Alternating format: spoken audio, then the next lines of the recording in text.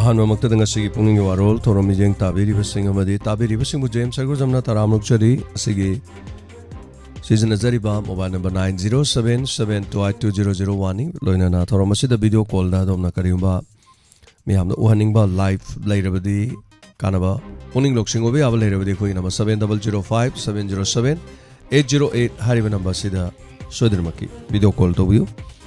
loina na Sanduk chari ba thorom asi 90.0 WAHONG radio ki thorom ni loina na hari ba thorom asi visual loina icecom da loina na GTPL cable hari ba tonga ba platform sing da koina thorom asi Diamond TV hai da over phang bigin Diamond TV Facebook am YouTube Manipur online radio da kus loina na kusam radio da konja loina ta ba phang bigin ngasi gi thorom asi gi han mamakta da nungti gi phong li ba pauk se sing headlines kara pijari Mapung moiba pau pusparani laisram de tabi khre loina na sanale pak pauk cheda Kokomina Governor Ajay Kumar Bala Central Government Officing Boycott tokre Raj Bhavan da ngasi miyam na thomjinduna Governor na lale haijo haina khongjang sangsin minase haiba lautokre loina na hauji kwaramban kaitel imaibel singmyam ponwana Governor gi thongda thongjin mayada thomjan na bagi semsa bagi Social media sing overlake MSPCL gi lupa crore amarom lanai account da hapchilam le aiba wafama ma phongdorokli 18 lale haijagadabani haina GPRN phongdorokli ina chanibi gi fizol set pasi atopa purip ta kai hobanati haina 18 amok phongdorokli Rambai Tingola Pungni Funipani Mungda Lale Haijagadabani Haina NSN IM gi Masamo Oriba Government of the People's Republic of Nagalim GPRN gi Bong Tangkhul Region gi Secretary na Thadorok pa Cherol na Hairi Cherol asin hai ukrol da pangthokiba Sirulili Festival da me pungko di mana haraw nungai na sarug yanari matam masida Rambai Tengol gi 18 chain abakhara thole makoi na Sirui Chingdol da Salai tere ki firala si tangkul gi mana chanabi amadi ngaklon karigum hiram amata mari leinadi makoi gi thawang asina rambai tengol si lan pam amadi tangkul sing da kai hobani haiba mayek single makoi gi thawang sing adu condemn tawi thawang asi rambai na pung nifuni pani manung da sing doro kadabni haiba wafam pung doro hiram asi matang da rambai tengol unit 50 ga 8 cobra control room da gi thorok pa cherola mana hai Manipur Stylist Kauva Facebook page amana thagalakpa post amana maram oraga aramai tengol bu tangkul sing na yamna lan uhalle thong asi maite amadi raga sing marak ta khaibung khabung tanana ba thong ni haiba mek single siroi lily Manipur gi state flower ni purup abak khakta danatana state asibu masak tak libani thoromadu Manipur lengak na sinba thoromamani aramai tengol unit 50 ga 8 kobrana lamdam asiga punmagi saktam sagat pa Chena Thaja Bathami, Ramatangol Tomi Karana Salai Terit Kifiral Paiki Badubu, Wahan Tok, Lana Pibire, Haba, Wafam Loina, Inatki, Chanavi Pijol, Set Pasi, Purupta, Kaiho Nati Haba, Chingwarol Fondorol. Babina Hospital, the surgical laser technology installed Tokre. Amaromda Mahiro Cinematic Java, Mio Amam, Oinanaba, Determination, Labatai have Warol Yori, Sky Hospital and Upi Machama, my partner lying cray. Amarom da muko ga puna chaminari ba lup mangani human sen semdoro khongjang sangsin ba hokre sore pana awawa phongdorok le haiba warol asina chingba yaur loina na tongan ba pauk se khara gi headlines khara ten na pijari pandam gi headlines ta su goltabi thodok ningthina thidok to na governor na miyam gi thajaba manghaloi dobani ni tholai se masana jawna phongdokre Fitara trade park na thagada ba koila fitara ni thoi tamak park na tharam le khongjang jangsilakadori haina hairi PM na chair loduna state ki CM ga loina na niti ayog mifam pangtokre loina na Imphal Jiribam railway turn hotpagi thabak 2027 na mapung phana loiragani hari loina na Manipur muthat pe yaro haduna amuko gilisi makha human sen semduna khongjang jangsin ki Loina nungti gi phongba pauk che hoya lampau gi headlines ta su Sifai ne Manipur muthat pagi mayok ta miyam amasung yam gi lup sing khongjang handri hena kanchila kadori governor sengdok tri ba fawa mahapu boycott tawre ngasidagi Raj Bhavan gi gate miyam thomjin gani kokomi Manipur muthat pe yaro haiduna amuko amadi lup mangana kwa kaithel dagini airport fawa human sen semkhre Governor Manipur Miam da Lale Soikre Haidana Sengdok Triba Fabu Mahapu boycott Togani, Hirama Masida Governor Govari Sanaro Hena Kuraja Matogon Fondorokli. Manipur Mutat Kiba, Mutat Han Kiba Karigino, Tingbangam the Kongjang Lakne, Hena Wangu Nupis in a Fondorokli, a saying Basana Malalaga, Yona Bonaban Loken Hum Fare Hedi. Shangangai, Lambi Tinglaputagirang Tokre, COVID-19, an over positive casing Hengalagle, Kerala, Mumbai, Amadi Delhi Hospital da. Positive patient sing lying by the Changba Polam Sing Torang Tohon Kre, Rims Hospital the Solena, Asina Nahandan of a check sing Torang, Lokot Kre. Bangladesh na India ge North East Mitarak Padagi, Adani Group na Senjao, Haitananaba, Warep, Lorok Pra, Hiva Warol Lucky. Loinana Kangabo to Chay Taragi Matung the Lambi, Amakolas Tarak with a Kam Tang Namiam Punamak, Harao, Fungduk, Narakli Hari. Congress na Manipur Gilomi Singh Kishan Nia Yodha Hodokre. BJP na Lengak Parak with the Gilomi Singh Society to Gunasi of Leptri na Kishan Congress na Fongokre. Pongnofam Pauksegi headlines the Kazitang Loktok Charabada Rising Northeast Event is Summit 2025 Lupa Koti Mariga Korean Barungi Santang Tadanabal Emna Kredi. Governor boycott Tokre Ras Baba na Tom Jenana ba yauna kan makongjang changsil kadori human chen semdron kongjang changsing kre Reliance na Manipur da phamung chamaga yangkhai leba cancer hospital ama sarani haina ambani na fongdorok powaro yore MPL semba na governor gi action lokhana ba iba cherol pisang kre loina na low ba changba yada ba thinung gi lopham sing da kokomi ne yengsin kre ri asiga loina na Mapan gi paukra the Ukraine gi konung khwai gi chawba punba drone ballistic missile attack yamdrda Texas tharkudam yo taramari shokre West Bank the Israeli khondari sing the Palestinians sing phukre loina car sing mai thadokre Bangladesh interim chief Mohammad Yunus makhatana leki gan advisory na fongdorgle loina na Russia Ukraine bandi chahunga matpudra thadok na kre Anirak ngamdriba tungda SpaceX na matang Seoul da achoba Starship ama thagat kadori hari amaromda me thada jahas lupa anida Rohingya chani ga nifu taret sirambaya haina United Nations na fongdorokli loina na India da sangsin abo honaramba Pakistani ama BSM na Gujarat kaptuna hat kre masiga loina na loijare nuktigi phongba pauche khara degi lokthok chaba maroiba pau khara yamda pijaba makha tarak pase khoi gi number da call to biduna domna saruga biu khoi gi number hangdok chare ngasi gi thormasi gi season azari number adomda screen da khoina thaduna thamjare loina na radio tabiri bisingi khoi gi number 9077282001 ni hariba number sita call to biduna thorom saruga biu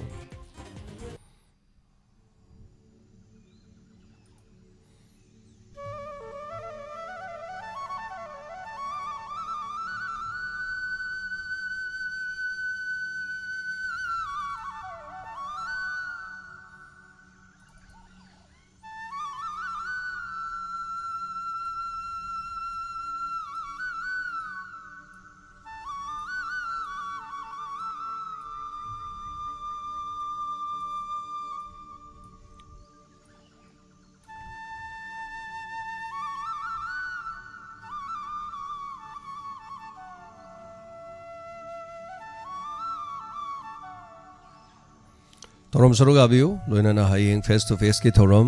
leijai hayeng face to face ki thorom da oja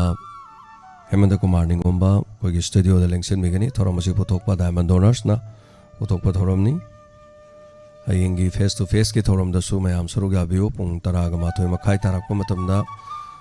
aikoi gi sanale pak Manipur da hoje hoje tholiba thodo wa thok koi gi oriba phibam sida Adom na so hang biu khoi gi thodang karino haibu khangna na hona minasi yam luraba tanfam mama haiba tai hojik si aduga khwaramban kaiten da su khoina ima sing no hojik thomjan bagi haitare sem sadan nga saidi leki bani yam na so social media do biramani hayeng face to face ki thoram leijai aduga co sponsored ta Lily drinking water loina na sem jiten oza sem jiten France da lebiba ozina Myanmar dum leidiba haiba tare oza sina su Teng Pambi Bani, mayamsu sarugabiu hemanta kumar ningomba senior journalist hayeng pung taramathoi makhai taba matam thaktheng nana studio da phamba direct khoi stai da laga studio da sarugabi gadabani aduna sarugabas mayam saru thorom sima pung phanbi hello hello mingoma de lefom habis thawal ong kai da bi ma bina sakhi topic ma kare happening no putaram bunjari no purumjari sagi dama ma thagat pa kunchi singzel loi tingai abdare yamna nungai mama duna masagi pochai thangka padama khang nangi thangkali mukhang de layeng de pochai ni olai khuli habdo last moment de kunchi singzel loi tingai yum phajara sarama isa de kan khang de ai de then adigi mo liladu da drama du da yaw ba sebam rosni haiba du angam do adu musagi ma ba ta ga yaw ba rosni du malagna oibra kari di yaw ba ma ba ta su yaw ida sebam rosni haiba angam pincha oi drama gi ne do madumak de chap chana de khangjadra film ma juma angam oingi da yani yaksang thana la tingi haba ꯁꯤꯒꯤ ꯌꯥꯎꯁꯪꯊꯥ ꯍꯥꯏꯕ ꯀꯩꯅꯣꯝ ꯍꯥꯏꯕꯗꯨꯗꯁꯨ ꯌꯥꯎꯈꯤꯕ ꯑꯗꯨ ꯑꯣꯏꯕ꯭ꯔꯥ ꯅꯪꯒꯤ ꯇꯧꯕ ꯌꯥꯝ ꯍꯩꯕ ꯍꯣꯏ ꯑꯗꯨꯁꯨ ꯍꯥꯏꯖꯔꯒꯦ ꯑꯗꯒꯤ ꯍꯌꯦꯡ ꯆꯔꯣꯏꯅ ꯇꯨꯇꯨ ꯈꯣꯡꯂꯛꯂꯦ ꯑꯗꯨꯒꯤ ꯏꯁꯩꯗꯣ ꯍꯌꯦꯡ ꯐꯣꯡꯉꯦ ꯍꯥꯏꯕ ꯅꯠꯇ꯭ꯔꯣ ꯆꯪ ꯍꯌꯦꯡ ꯐꯣꯡꯅꯕ ꯁꯦꯝ ꯁꯥꯔꯤ ꯁꯦꯝ ꯁꯥꯕ ꯂꯣꯏꯁꯤꯜꯂꯦ ꯏꯁꯩ ꯑꯗꯨꯝ ꯄꯨꯡꯂꯣꯏ ꯂꯣꯏꯔꯦ ꯍꯥꯏꯇꯥꯔꯦ ꯍꯣꯏ ꯏꯁꯩꯁꯤ ꯃꯥꯁꯨ ꯌꯥꯝꯕ ꯌꯥꯝꯗꯕ ꯈꯤꯇꯪꯗꯤ ꯍꯥꯞꯆꯧꯒꯦ ꯍꯥꯏꯗꯅ ꯉꯁꯥꯏ ꯏꯆꯥꯅꯨꯄꯥꯗ ꯇꯧꯔꯒ ꯀꯥꯞꯍꯟꯈꯤꯕꯅꯤ ꯍꯣꯏ ꯌꯥꯝ ꯅꯨꯡꯉꯥꯏꯖꯩꯃ ꯃꯇꯦꯡ ꯄꯥꯡꯕꯤꯔꯛꯄ ꯊꯥꯒꯠꯆꯔꯤ ꯑꯗꯨ ꯈꯛꯇꯪ ꯍꯥꯏꯖꯔꯒꯦ ꯇꯧꯕꯅꯤ ꯊꯝꯖꯔꯒꯦ ꯊꯥꯒꯠꯆꯔꯤꯃ ꯍꯌꯦꯡ ꯐꯦꯁ ꯇꯨ ꯐꯦꯁꯀꯤꯁꯨ ꯃꯇꯦꯡ ꯄꯥꯡꯕꯤ ꯊꯥꯡꯃꯩꯕꯟꯗ ꯔꯤꯂꯤꯐ ꯀꯦꯝꯞꯇ ꯆꯠꯅꯕꯒꯤꯁꯨ ꯃꯇꯦꯡ ꯄꯥꯡꯕꯤ ꯑꯗꯨꯒ ꯍꯌꯦꯡ ꯆꯠꯅꯕꯒꯤꯁꯨ ꯃꯇꯦꯡ ꯄꯥꯡꯅꯕ ꯑꯗꯨꯝ ꯌꯥꯎꯏ ꯃꯥꯟꯅꯗꯦ ꯄ꯭ꯔꯣꯒ꯭ꯔꯥꯝꯒꯤ ꯃꯇꯨꯡ ꯏꯟꯅ ꯍꯥꯏꯇꯥꯔꯦ ꯑꯗꯨꯕꯨ ꯀꯩꯁꯨ ꯃꯌꯥꯝ ꯄꯨꯝꯅꯃꯛꯄꯨꯗꯤ ꯑꯩꯈꯣꯏꯅ ꯂꯣꯏꯅ ꯑꯗꯨꯝ ꯁꯧꯒꯠꯆꯩ ꯑꯃꯒꯤ ꯑꯣꯏꯔꯦ ꯃꯇꯦꯡ ꯄꯥꯡꯕꯤꯕꯗꯨꯗꯤꯀꯣ ꯑꯗ ꯑꯩꯈꯣꯏꯅ ꯍꯣꯠꯅꯖꯩꯁꯤꯗꯤ ꯃꯌꯥꯝ ꯄꯨꯝꯅꯃꯛ ꯃꯌꯥꯝꯅ ꯍꯦꯟꯅ ꯈꯪꯕꯤꯔꯦ ꯑꯩꯈꯣꯏꯅ ꯍꯣꯠꯅꯖꯔꯤꯁꯤ ꯑꯩꯈꯣꯏꯒꯤ ꯂꯅꯥꯏ ꯏꯟꯇꯔꯦꯁ ꯑꯃꯠꯇ ꯅꯠꯇꯦ ꯑꯩꯈꯣꯏꯒꯤ ꯂꯩꯄꯥꯛ ꯃꯤꯌꯥꯝꯒꯤꯅꯤ ꯑꯗꯨꯅ ꯀꯩꯁꯨ ꯀꯥꯏꯕ ꯂꯩꯇꯦ ꯃꯌꯥꯝ ꯍꯌꯦꯡꯁꯨ ꯐꯦꯁ ꯇꯨ ꯐꯦꯁ ꯂꯩꯖꯩ ꯃꯌꯥꯝꯒꯤꯗꯃꯛꯇꯅꯤ ꯑꯩꯈꯣꯏꯅ ꯁꯤꯜꯂꯤꯕꯀꯣ ꯑꯊꯨꯕ ꯃꯇꯝꯗꯁꯨ ꯇꯥꯡ 19ꯗꯁꯨ ꯗꯣꯛꯇꯔ ꯑꯃꯃꯨꯛ ꯄꯨꯔꯛꯅꯕꯁꯨ ꯍꯣꯠꯅꯔꯤ ꯃꯊꯪ ꯑꯗꯨꯝ ꯌꯥꯝꯅ ꯍꯣꯠꯅꯖꯔꯛꯀꯦ ꯃꯔꯝꯗꯤ ꯑꯩꯈꯣꯏ ꯀꯥꯟꯅꯕ ꯂꯧꯃꯤꯟꯅꯁꯤ ꯈꯪꯃꯤꯟꯅꯁꯤ ꯍꯤꯡꯂꯤꯉꯩ ꯃꯇꯝꯗ ꯑꯩꯈꯣꯏꯒꯤ ꯊꯧꯗꯥꯡ ꯌꯥꯃꯤꯟꯅꯁꯤ ꯂꯩꯄꯥꯛꯀꯤ ꯍꯧꯖꯤꯛ ꯊꯣꯛꯂꯤꯕ ꯊꯧꯗꯣꯛꯀꯤ ꯃꯇꯥꯡꯗꯁꯨꯀꯣ ꯃꯌꯥꯝꯅꯁꯨ ꯍꯦꯟꯅ ꯑꯞꯗꯦꯠ ꯑꯗꯨꯝ ꯎꯕꯤꯔꯝꯃꯅꯤ ꯅ꯭ꯌꯨꯁ ꯒ꯭ꯔꯨꯞ ꯂꯣꯏꯅ ꯌꯥꯎꯅꯕ ꯉꯥꯛꯇꯅꯤ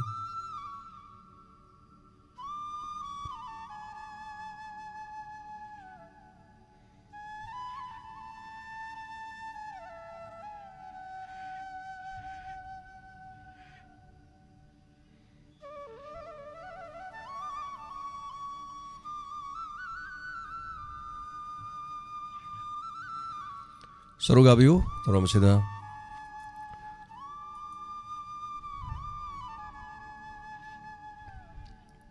charoina te tu khonglakle haibai seisi video semba pumloi lore daga making hai tare khoi gi tongan makhra di sem do wale dei seisi hayeng soidena release tau jaragani mayamna su video hayeng uba phangani mulmidang matam tay matam da hai tare hayeng soidena muhana bohna jage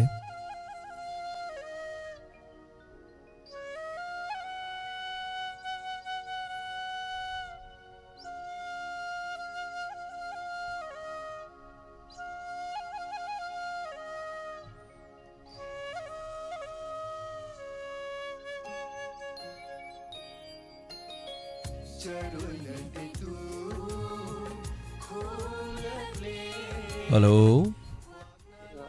Hari hari si garang ju tawadu ini ngaki mamang na kogi pung waran mamang na sei kogi tekta kogi ko mai sei pung gi non nong juga pasran sei gi du ko do ti ngai ja beta Thaga chari ozara de adu kogi mai gi kogi khambagi kau phabi kumba puja mai thal ko lila le di marat amuk thabi ase lila le jade adu gumadi le jade oza copyright aidana le ko jara de ta thaba ya da bai tare me lila le ne ta radio ne ta ꯊꯥꯖꯟꯕ ꯌꯥꯗꯦ ꯃꯄꯨꯒꯤ ꯑꯌꯥꯕ ꯌꯥꯎꯗ꯭ꯔꯗꯤꯀꯣ ꯑꯗꯨꯒꯨꯝꯕ ꯂꯩ ꯑꯣꯖꯥ ꯅꯍꯥꯟꯋꯥꯏꯗꯤ ꯁꯨꯝ ꯄꯪꯊꯥ ꯊꯥꯔꯝꯕ ꯋꯥꯅꯤ ꯊꯥꯒꯠꯆꯔꯤ ꯑꯣꯖꯥ ꯑꯩꯈꯣꯏꯒꯤ ꯂꯤꯂꯥꯁꯤꯡ ꯑꯗꯨꯝ ꯇꯥꯕꯤꯁꯤ ꯃꯤꯒꯤ ꯊꯥꯕ ꯌꯥꯗꯕꯗꯨꯗꯤ ꯑꯩꯈꯣꯏꯅ ꯊꯥꯔꯨꯕꯗ ꯅꯨꯡꯉꯥꯏꯇꯦ ꯍꯌꯦꯡ ꯌꯥꯔꯦ ꯍꯥꯏꯕ ꯂꯩꯔꯒꯕꯨꯗꯤ ꯑꯗꯨꯝ ꯊꯥꯖꯔꯛꯀꯦꯀꯣ ꯊꯥꯒꯠꯆꯔꯤ ꯑꯣꯖꯥ ꯔꯥꯙꯤ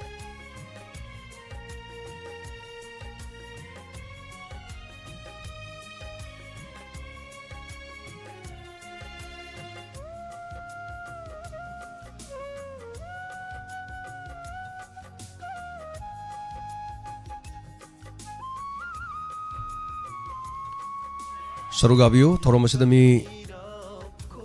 चामरीगा कुन हेना लई थोरम कॉल तौबियो सरुगाबियो थोरम असिदा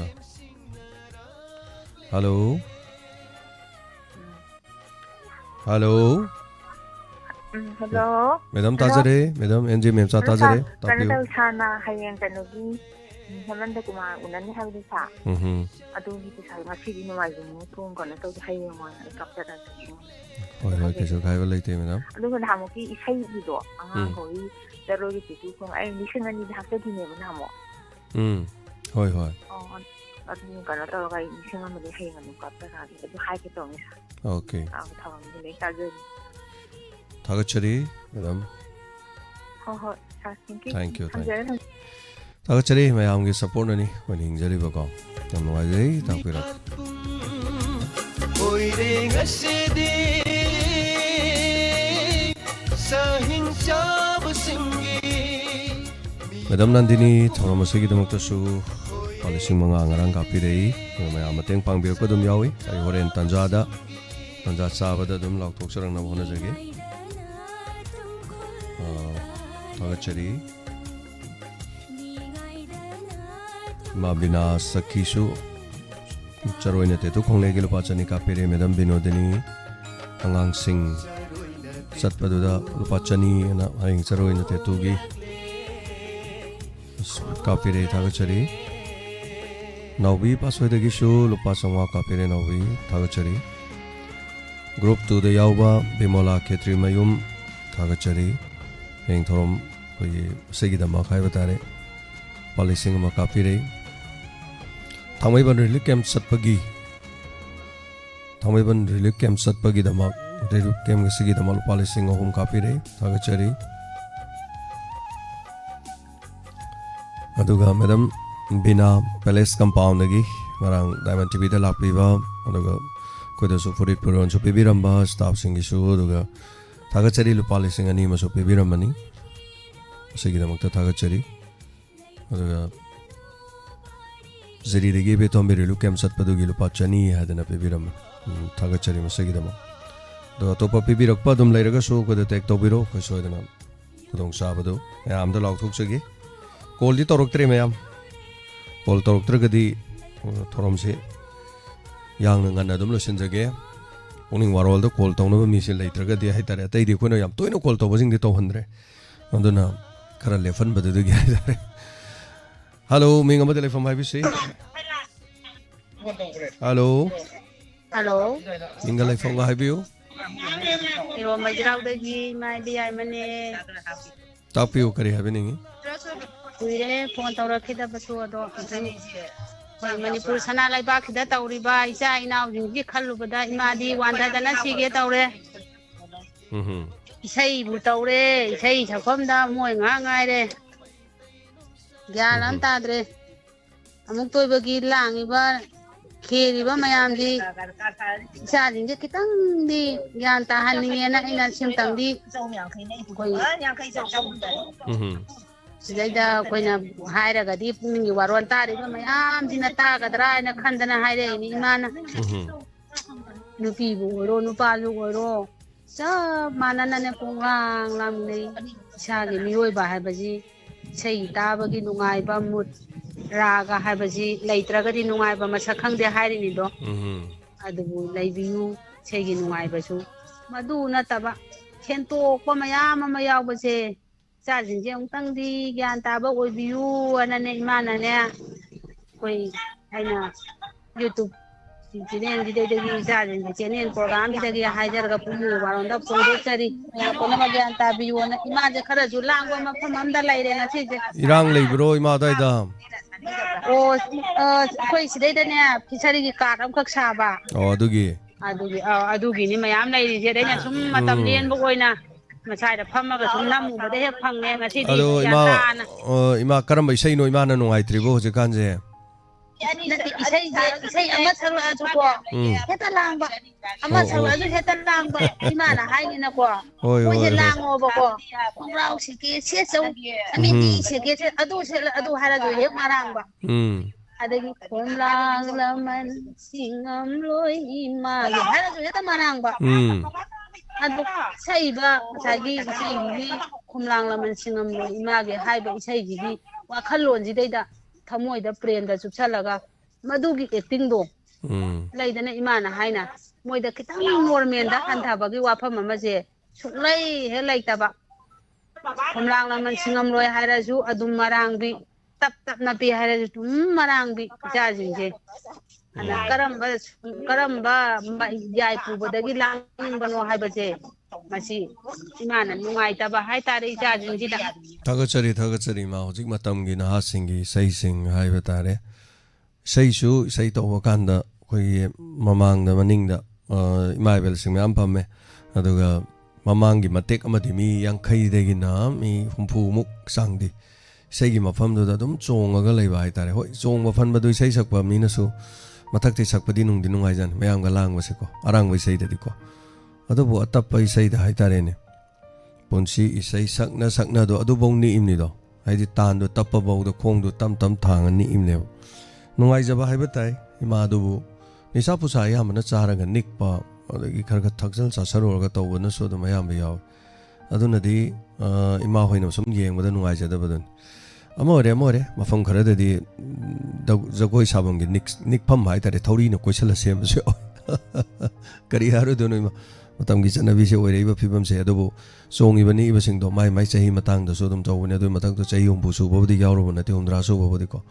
ꯑꯗꯨꯕꯨ ꯅꯣꯡꯃꯗꯤ ꯃꯈꯣꯏꯁꯨ ꯃꯄꯥ ꯑꯃ ꯍꯥꯏꯕꯗꯣ ꯃꯃꯥ ꯑꯃ ꯍꯥꯏꯕꯗꯣ ꯑꯣꯏꯔꯛꯀꯗꯧꯔꯤꯕꯅꯤ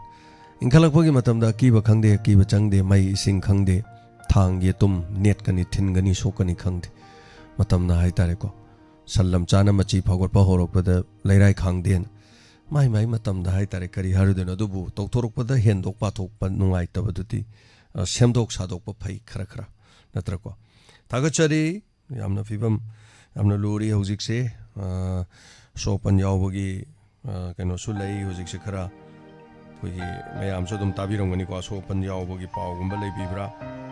ꯍꯧꯖꯤꯛꯁꯤ ꯃꯁꯤ ꯑꯩꯈꯣꯏꯒꯤ ꯑꯇꯇꯥꯏ ꯅꯠꯇꯦ ꯃꯤꯑꯣꯏ ꯈꯔꯒꯤ ꯇꯤꯌꯥꯔ ꯒ꯭ꯌꯥꯁ ꯀꯥꯞꯄ ꯍꯧꯈ꯭ꯔꯦ ꯑꯗꯨꯅ ꯑꯞꯗꯦꯠ ꯂꯥꯛꯄ ꯍꯧꯔꯦ ꯁꯣꯄꯟ ꯌꯥꯎꯕ ꯃꯥꯜꯂꯦ ꯁꯣꯛꯂꯛꯑꯒꯗꯤ ꯌꯥꯝꯅ ꯈꯨꯗꯣꯡ ꯆꯥꯔꯣꯏꯗꯧꯔꯤꯕꯅꯤ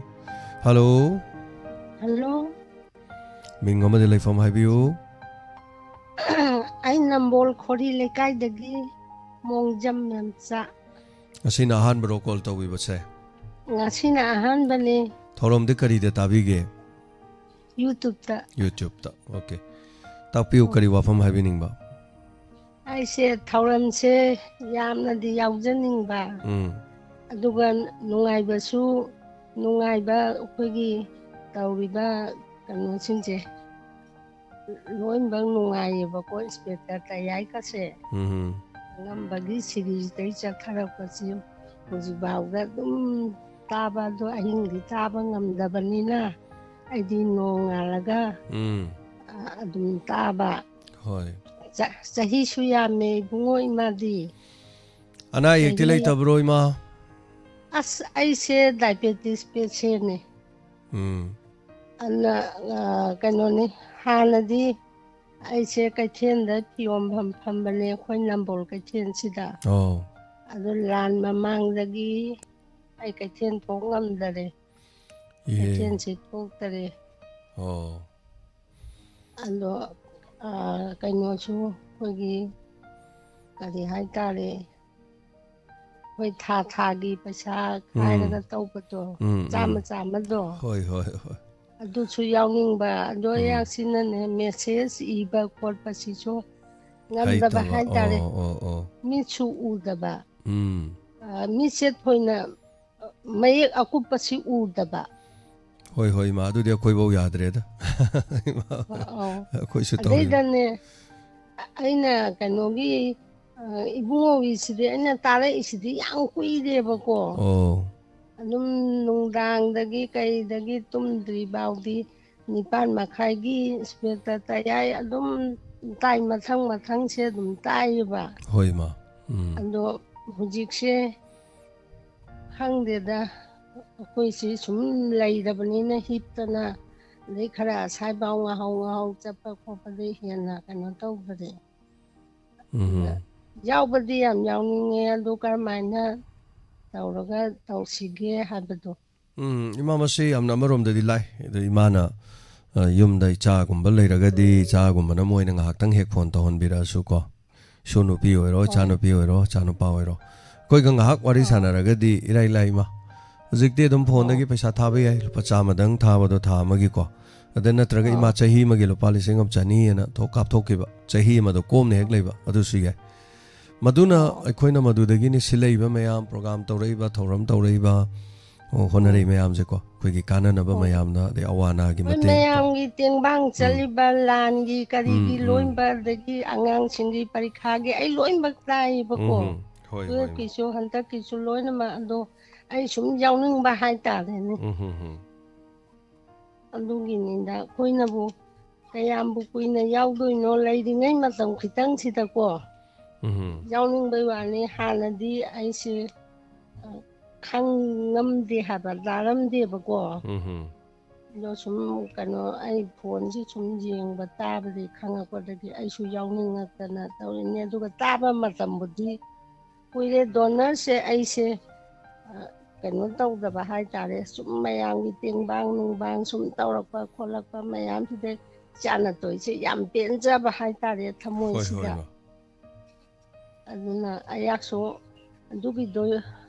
ꯌꯥꯎꯕꯒꯤꯗꯣ ꯑꯩ ꯍꯧꯖꯤꯛꯇꯤ ꯏꯆꯥꯅꯨꯄꯥꯁꯤꯡꯁꯨ ꯂꯣꯏ ꯆꯠꯊꯣꯛꯈꯤꯕꯀꯣ. ꯑꯩ ꯏꯊꯟꯗ ꯍꯤꯞꯄꯒ ꯂꯩꯔꯒ ꯑꯩ ꯇꯧꯔꯛꯄꯅꯦ. ꯑꯗꯣ ꯀꯩꯅꯣꯒꯨꯝꯕ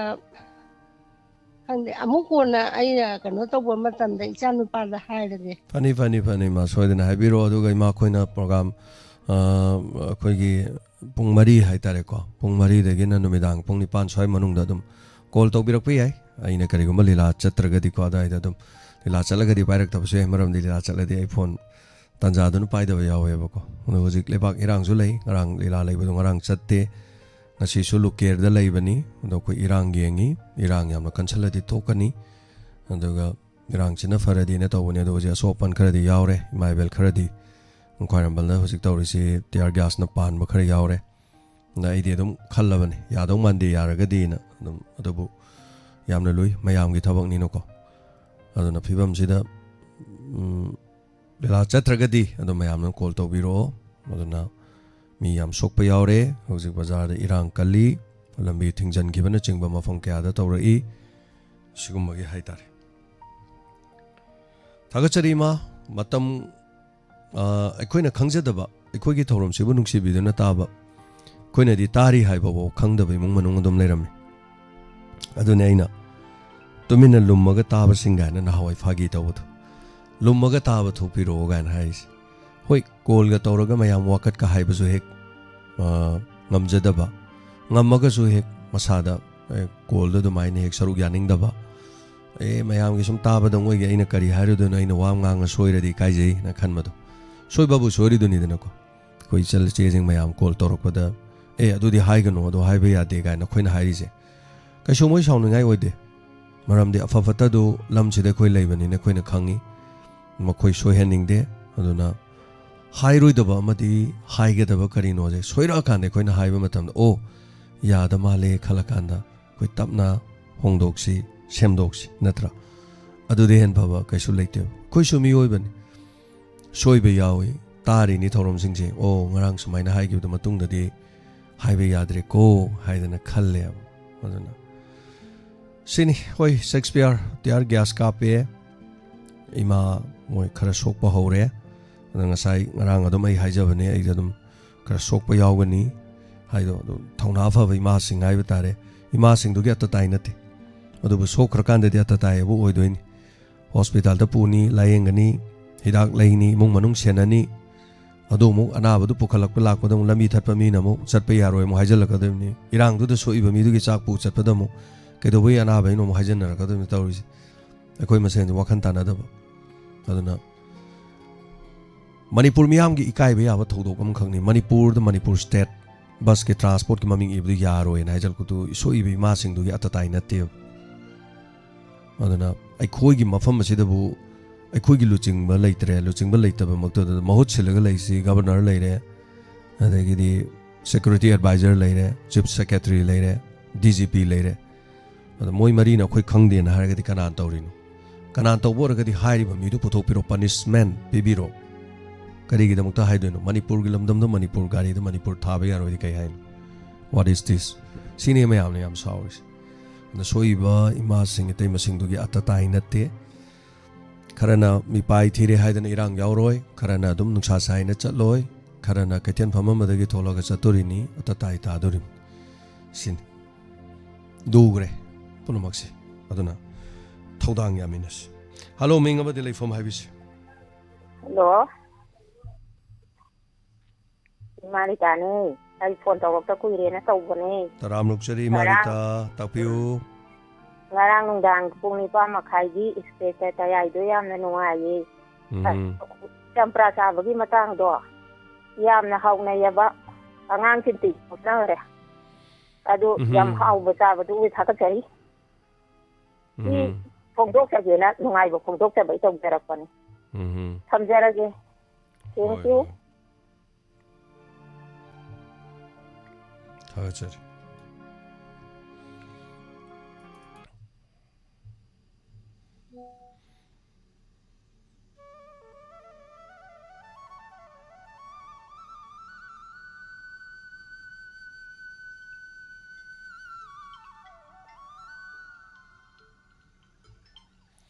Hello.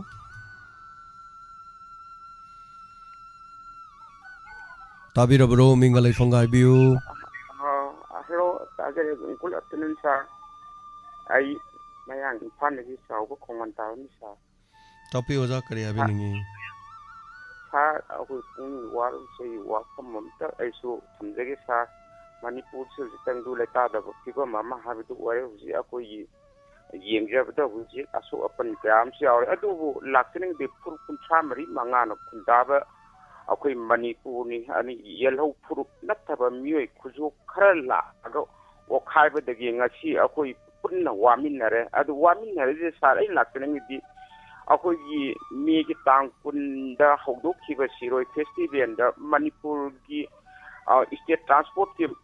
bus ama madan media isilnau sing yang adum tuong da sappa matam da Manipur si thabe ar Manipur ha da mut pana ha da masai lain lakni ade lamdan si library ba mayam si su adum Manipur da leiba ngakne makoi gi shari yaw drabjala hojik su ima ibn kya na sona governor gi se thom da leba kya se akoi sum yengjaba matam da masi akoi maitai pruk khaktra adum Manipur se kalning bagi film atai furuk ki jati gi sina Manipur se mutak la su yar bazala haiba wakalon je yam gi wahang amadi oi bahai tare adu ko angsu watu se yam na chau thurok maram am khakkari no habda siroi festival chatpa matam da akoi gi aramba isil inau singna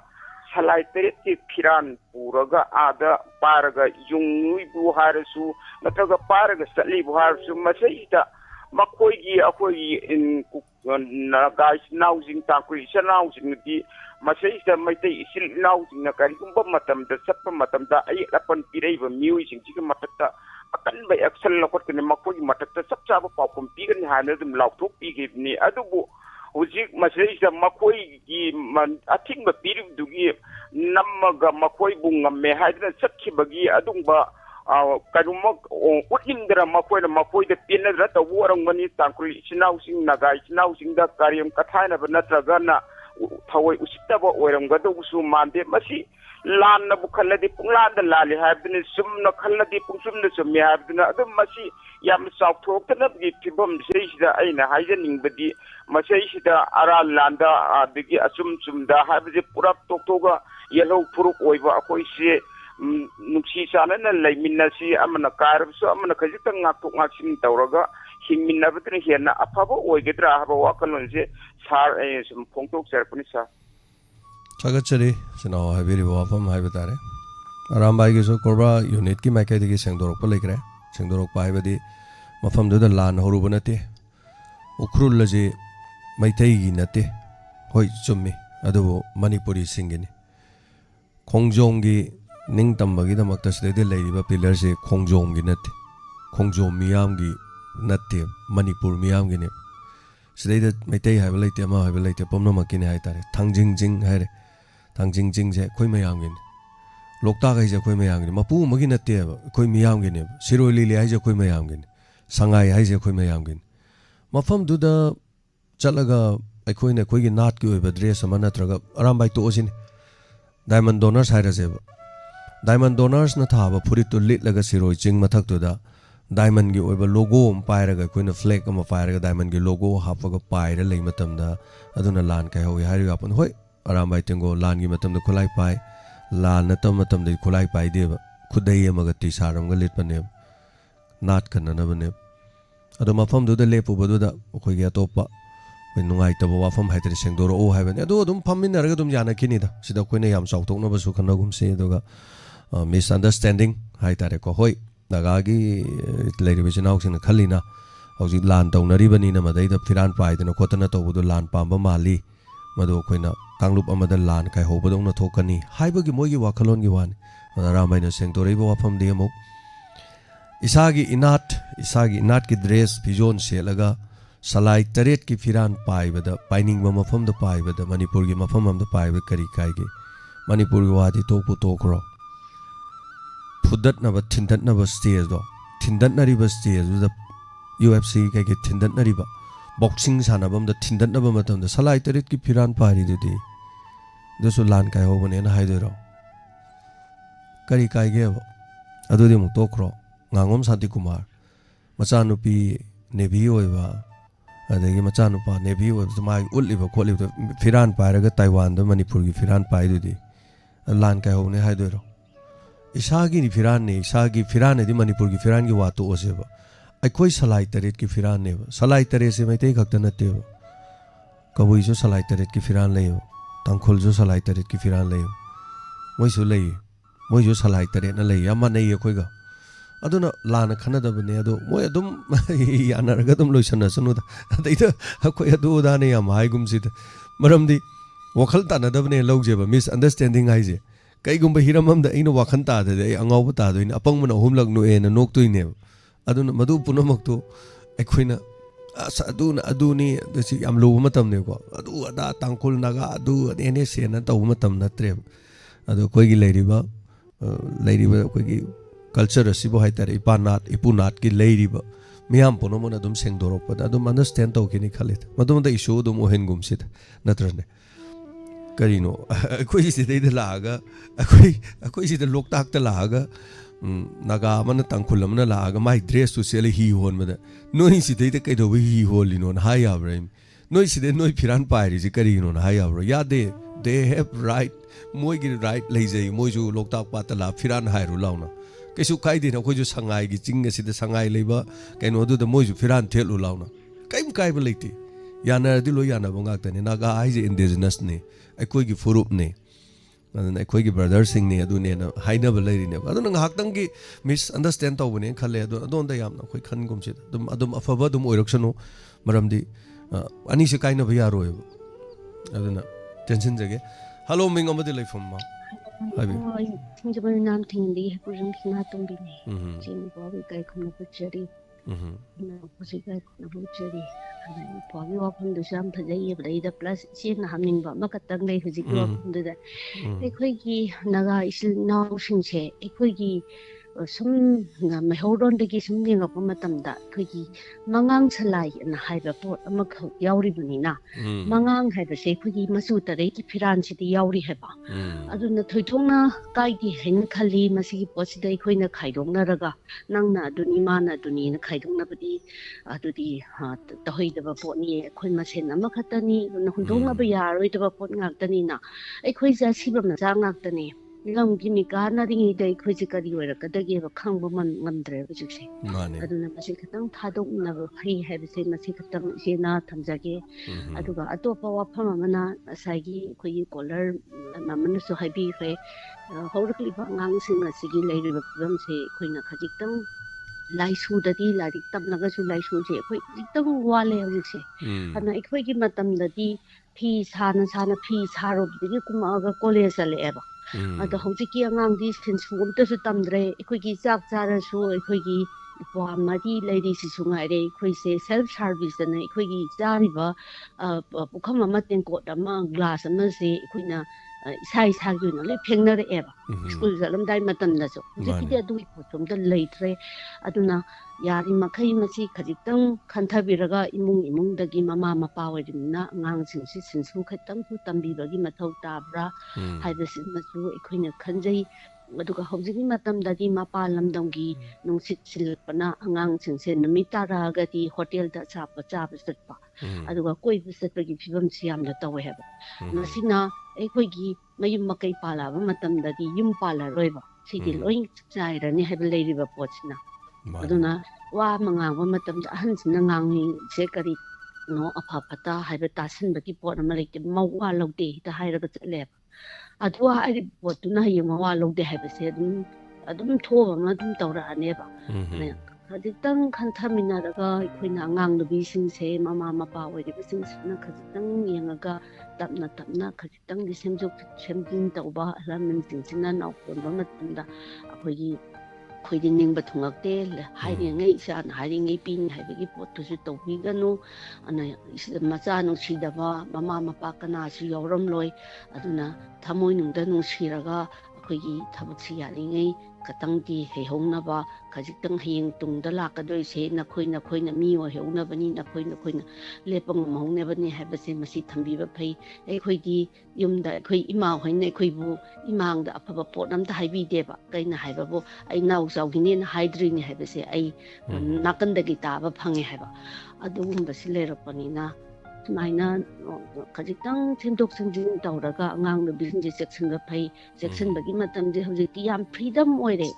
oirakpasina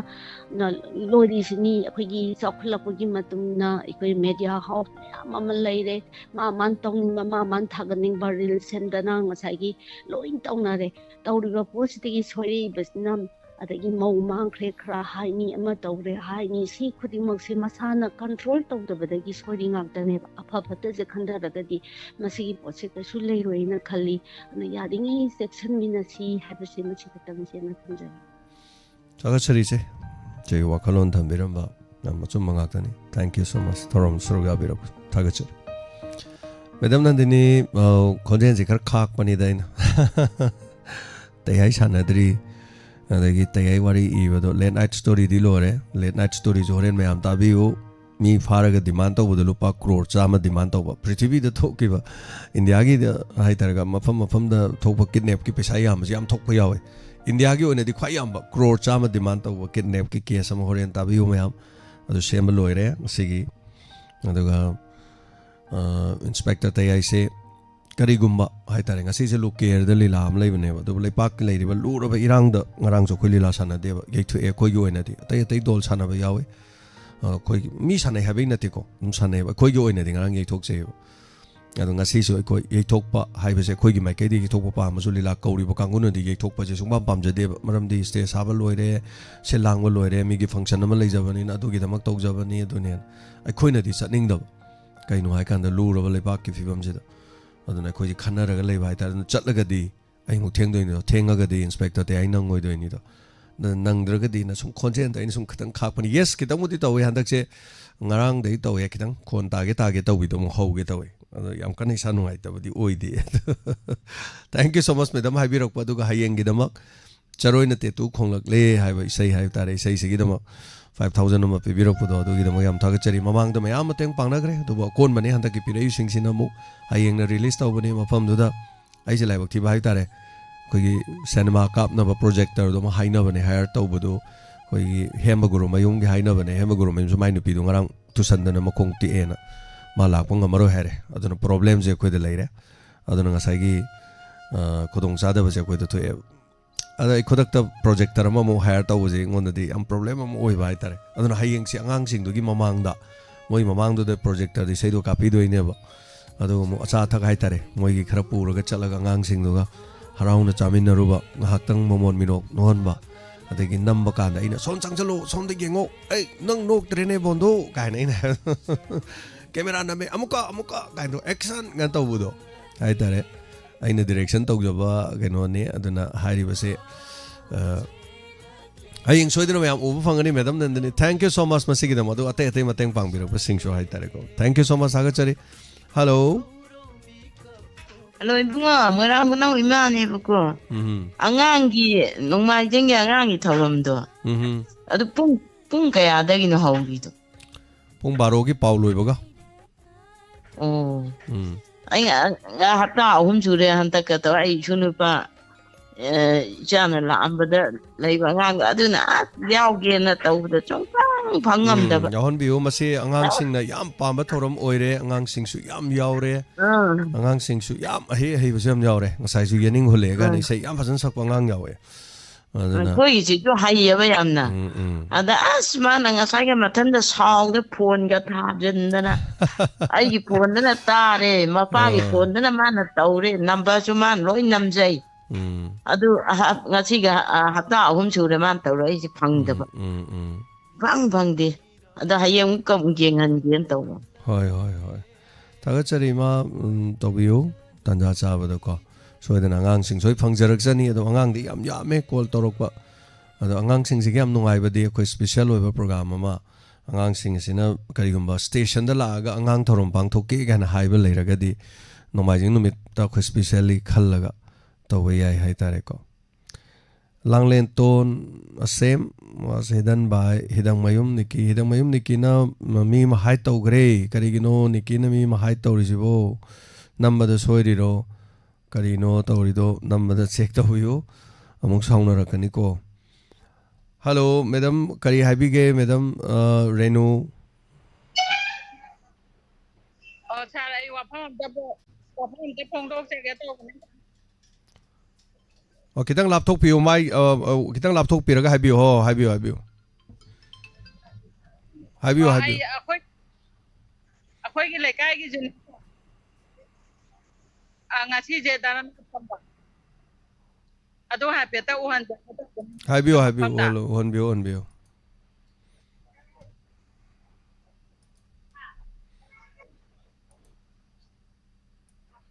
ado kamana kano tawdo one bado haitra bro haitre phone do back on thok piro phone back on thok piro mamai on thok piro madam do olorno somna kan on thok piro camera do o madam no uhaningi ba mi do me camera do thokro madam olorno madam no uhaning ba mi do oina utpiro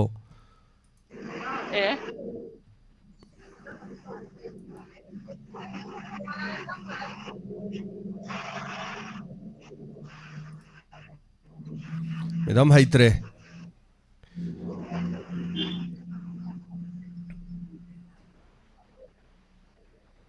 madam na uhaningi ba camera mamai do no somna nambi gro madam da nam morono camera mamai do lektok pi gro madam na uhaningi ba do da na mingo da phai gno camera do phai bidra so yare okay mai na thambira so yare mai tham so yare ure okay madam na camera do phai ra so yai ko phai ra di mi sing do khare am ure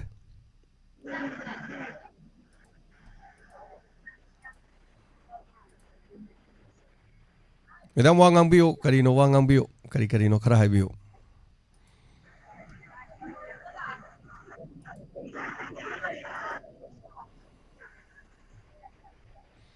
wasungang bi dre madam ado akhoi su mayam gi kano gi dai akhoi amat punjan bagi thokam gi dai da amat ko na punjan da akhoi ayang kali pa na ko na pun balu ki do saru ya jadi mayam gi mafam da phongdo kari sa hoi thagachari hello no bungo minga lai phong hai biu wo ima na company ma sa wine ai je tapan pa ai ne suanga po tawa so ne so amataro pa adu ka ko ngo pe do ja no khalla Oh, ima hujikbo so panjaw bro ima kaithia da lei bro kamai tauge. Yo, kaithien se ibungo thugai re mayam ado koi mi khra so e hai ima ki an ni na yeng bo yaw ka taw la ga yeng lum la e yimda ngamdra ba an ni ko ma che mi so e hai nei ba kuma mamang ga mi si am pain ga le ho ne ye koi bazar ki overbridge ki dunana tara mayam thalga sibai mayam ne to aya bi mayam sibai to kan mayam thalori ada ko ja han ni chin ng moi darai na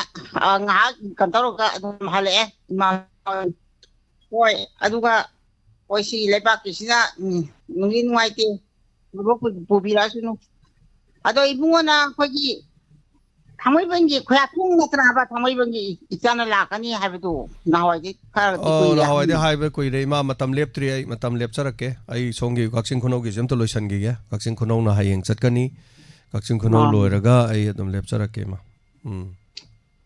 adu ni adu tai ma ju na ingai di yaw je ge to wa tha pa to su yaw ngam da ban na hoi ma ju ngam ba khra ka ge su je adu akoi kaksin khono gi chagi sei leli kem de wangang ma tu ga ki gare copy ma tu sei de la ko da ko adu bai ai su chagi su ji du gi angamba imana thara angamba kapsar ki ko tam nung si adu sei du ta ba thamoi je ko gi ding ngam pan bi do taw ye ba sa ji moi sei jam ki ba adu phare chana ni nis taw de gi abu taw bi ba do yam harau de chapiru ro adu ga ko gi ba thonggi zo em ko ne ba thawai ba lai ke ko ki jo hoi ko le ni kem do adu zo em do ma le si go phangmai ban gi da hai ma do hoi oramani ma oram ori yang asima hoi ne pa thagachari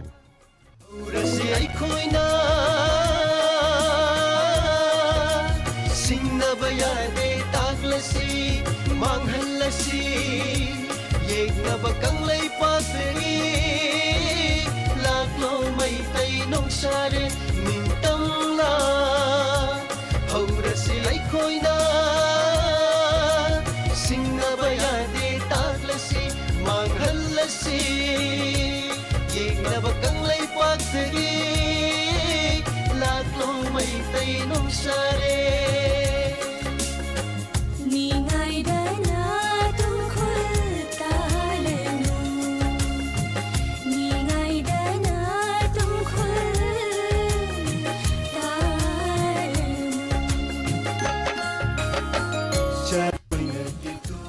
Thagachari NG Susila Masusila NG Susila Thagachari Hayengi Charoina Tetu Konglak Le Havisai release Tawagi Tauramadu da Makai Talapachani Pibirak Thagachari Doning asai Kogi Makai Degi Koi Kaksin Kuno da Chatkadori Niedo Kaksin Kuno da Satpaja Kogi camera Nami Bakoli Tim Dugi Haitare Tim Mama Adoga Angang Sing Adaida Koi Pija Pitak Tawagi Haitare Kra Koi mai kai ngam jaba hai batare ke kumba hai mahi gumba adu mai na koi mai kai di yela ga ngang sing du phamina ra ga nga ngang sing du ga harau hon manu han ba itare ni ko adu mai na tok jagani hayeng adu gi damak tani me amateng pang ber ko ta chari koi na thoidoi no ma yam de khai be de leijade khai ga da bani pi ga da bani hai ba su leijade nungsi bi ba sing na pi bi ro pani karim da kai be leite me amateng pang ber ko sing adu gi damak tadi ai tare aduna soidanamak hayeng mayam na su uba phanglagani sei sigi subtitle thaba loire subtitle makha da sari bisai sigi english na makha da ibado aduna malem gi mi sing no ko kari sei no sibo na hai sei du gi artha do makha da iba nangang sing do ne ek to bane aduga sei gi marak sidana thokiba thodo wa thok aduga mamang da haitare khoi gina laukiba thodang diamond donors na lawrok thodang haitare du su kitang utpa yawe ramai tengol ga gi mafam da koina ga chachaba loina makti utpa ngam dre chalwa ramai tengol mafam chalwa di baram yam sin matek ahungu mo ule koina lawba thodang khoi haije aina tiko khoi mayam ne james haije mayam do ne diamond haije mayam oibudo wahong haije mayam oibudo diamond donors haije mayam ne Koino luching ba ma oirubogi luching mayam gi sum oirubogi koino uba ne ए समाइना अवाना गे समाइन तौर पैसा पीरे है खुद अना लुचिंग ओरमने अना पीब वाने अदो आई गाक्तन पीदौने लेते आई पीद्रजो अखोई एडमिन सिंह पीहल्ले अखोई गोविंद पीहल्ले आई मखादा लेबा नाउ गोविंद अदुम सिने आई चत्तब मफमददि नोय चलो मिर्जा नोय चलो तौरगा मफम चले अदुना हुजिक्ति अना एकति अम यामबनिना अना एकति अखोई याम थोइ ngamdre हुजिक्ति अखोई करिदो इन तौरगेदा अखोई थौरम चौखननबा अदो अखोई मेंबर सिंह दा करिगुम मसा मसा गे ओइबा कांदा दुजु सुम ओनजल्ले अदुना लाकिनी थौदांग मयाम लौमिनसे मतमना ओन बहोंग पुरकनी अचत्पा मद सुम चत्पसु नुंगाइते खरा होंदो होंजिन तौबगी नुंगाइबसु लै कोई मियोइबदा सिनबा यादबसे इमा सिनबा यादे इपा सिनबा यादे इचा अदगी युमगी लोइनबी सिनथोक सिनजिन नुंगाइतेदन वाथोक ओयब इसा सिन याबरन इपा सिन यापोंदे इमा सिन यापोंते अदुबो आइगी चत्पा आइगी लमचत्ती होंदोकबा याय आइना चलिबा लमचत्तु फत्ते हादि होंदोकबदा कयमदा कायबा लै आइना तौरी थबक्तुना अकायबा लाएना हायदि अकायबदा अफबा मोंथोकबदा कयम कायबा लैते ngasi aina thibo wa mangang ki yai thibo wa ngang mudan mina nungai ta tardi mathang aina ngang dana hona bata semdok pa sindok pa yai ima ipa di sin be yade adana miyoi bagi michat miyoi bagi lichat chapra matam da isana tawgada ba ai afaba thabak to afaba ma tawbadu da afaba ma leita de afaba do hongdok pu da kaim kai ba leite call to you from asida minute khara leijari minute यामना दिलेत्रे मसीजे अदुम थेंगनासो हवे internet याम नुंगाइगिदे मसीजु internet से theorem संतोंगेदा पुष्पागी theorem लोइद्रिंगेदा internet नुंगाइ रखिदे अदो internet सेजु हाइतारे कोइदि वाजरी से theorem तौरिंगेदा मै मुटखिनि हाइबगी वाहोंग radio गी होजिगा कोइगी antenna 1 2 3 कोइ support तौबजे कोइ मै backup support तौबनी अदो support तौब सिंगमदे न support तौब ngamdabani na वाहोंग radio गी थोरमदा अयुक अंगनबदगी मई लाक्ते वाहोंग रेडियो की मई लाक्तबना मरम ओरगा अयुक्तगी जनरेटर ngangbane जनरेटर सिंग ngangbase अदो जनरेटर दु लैबसु कुइद्रिमने अदो अखोई उमेश ने गोंदा मेसेज थारे सर जनरेटर दु मखोन कैनोम तौगरे लेप खरे प्रोग्राम लेप तारे न हारे नुंगाइते अदो ngahak मई मुटपगी खोटपगी लेप खोटप यावने अदुना कोई एंटेना के हाई तारे कोई बैकअप थम्बने अदुना ताबदि दुम ताबिरंगनी कितंग सौरगा ताबा यारोंगनी सेंगना ताबा हमदबा दुगी दम ngakpigani हेलो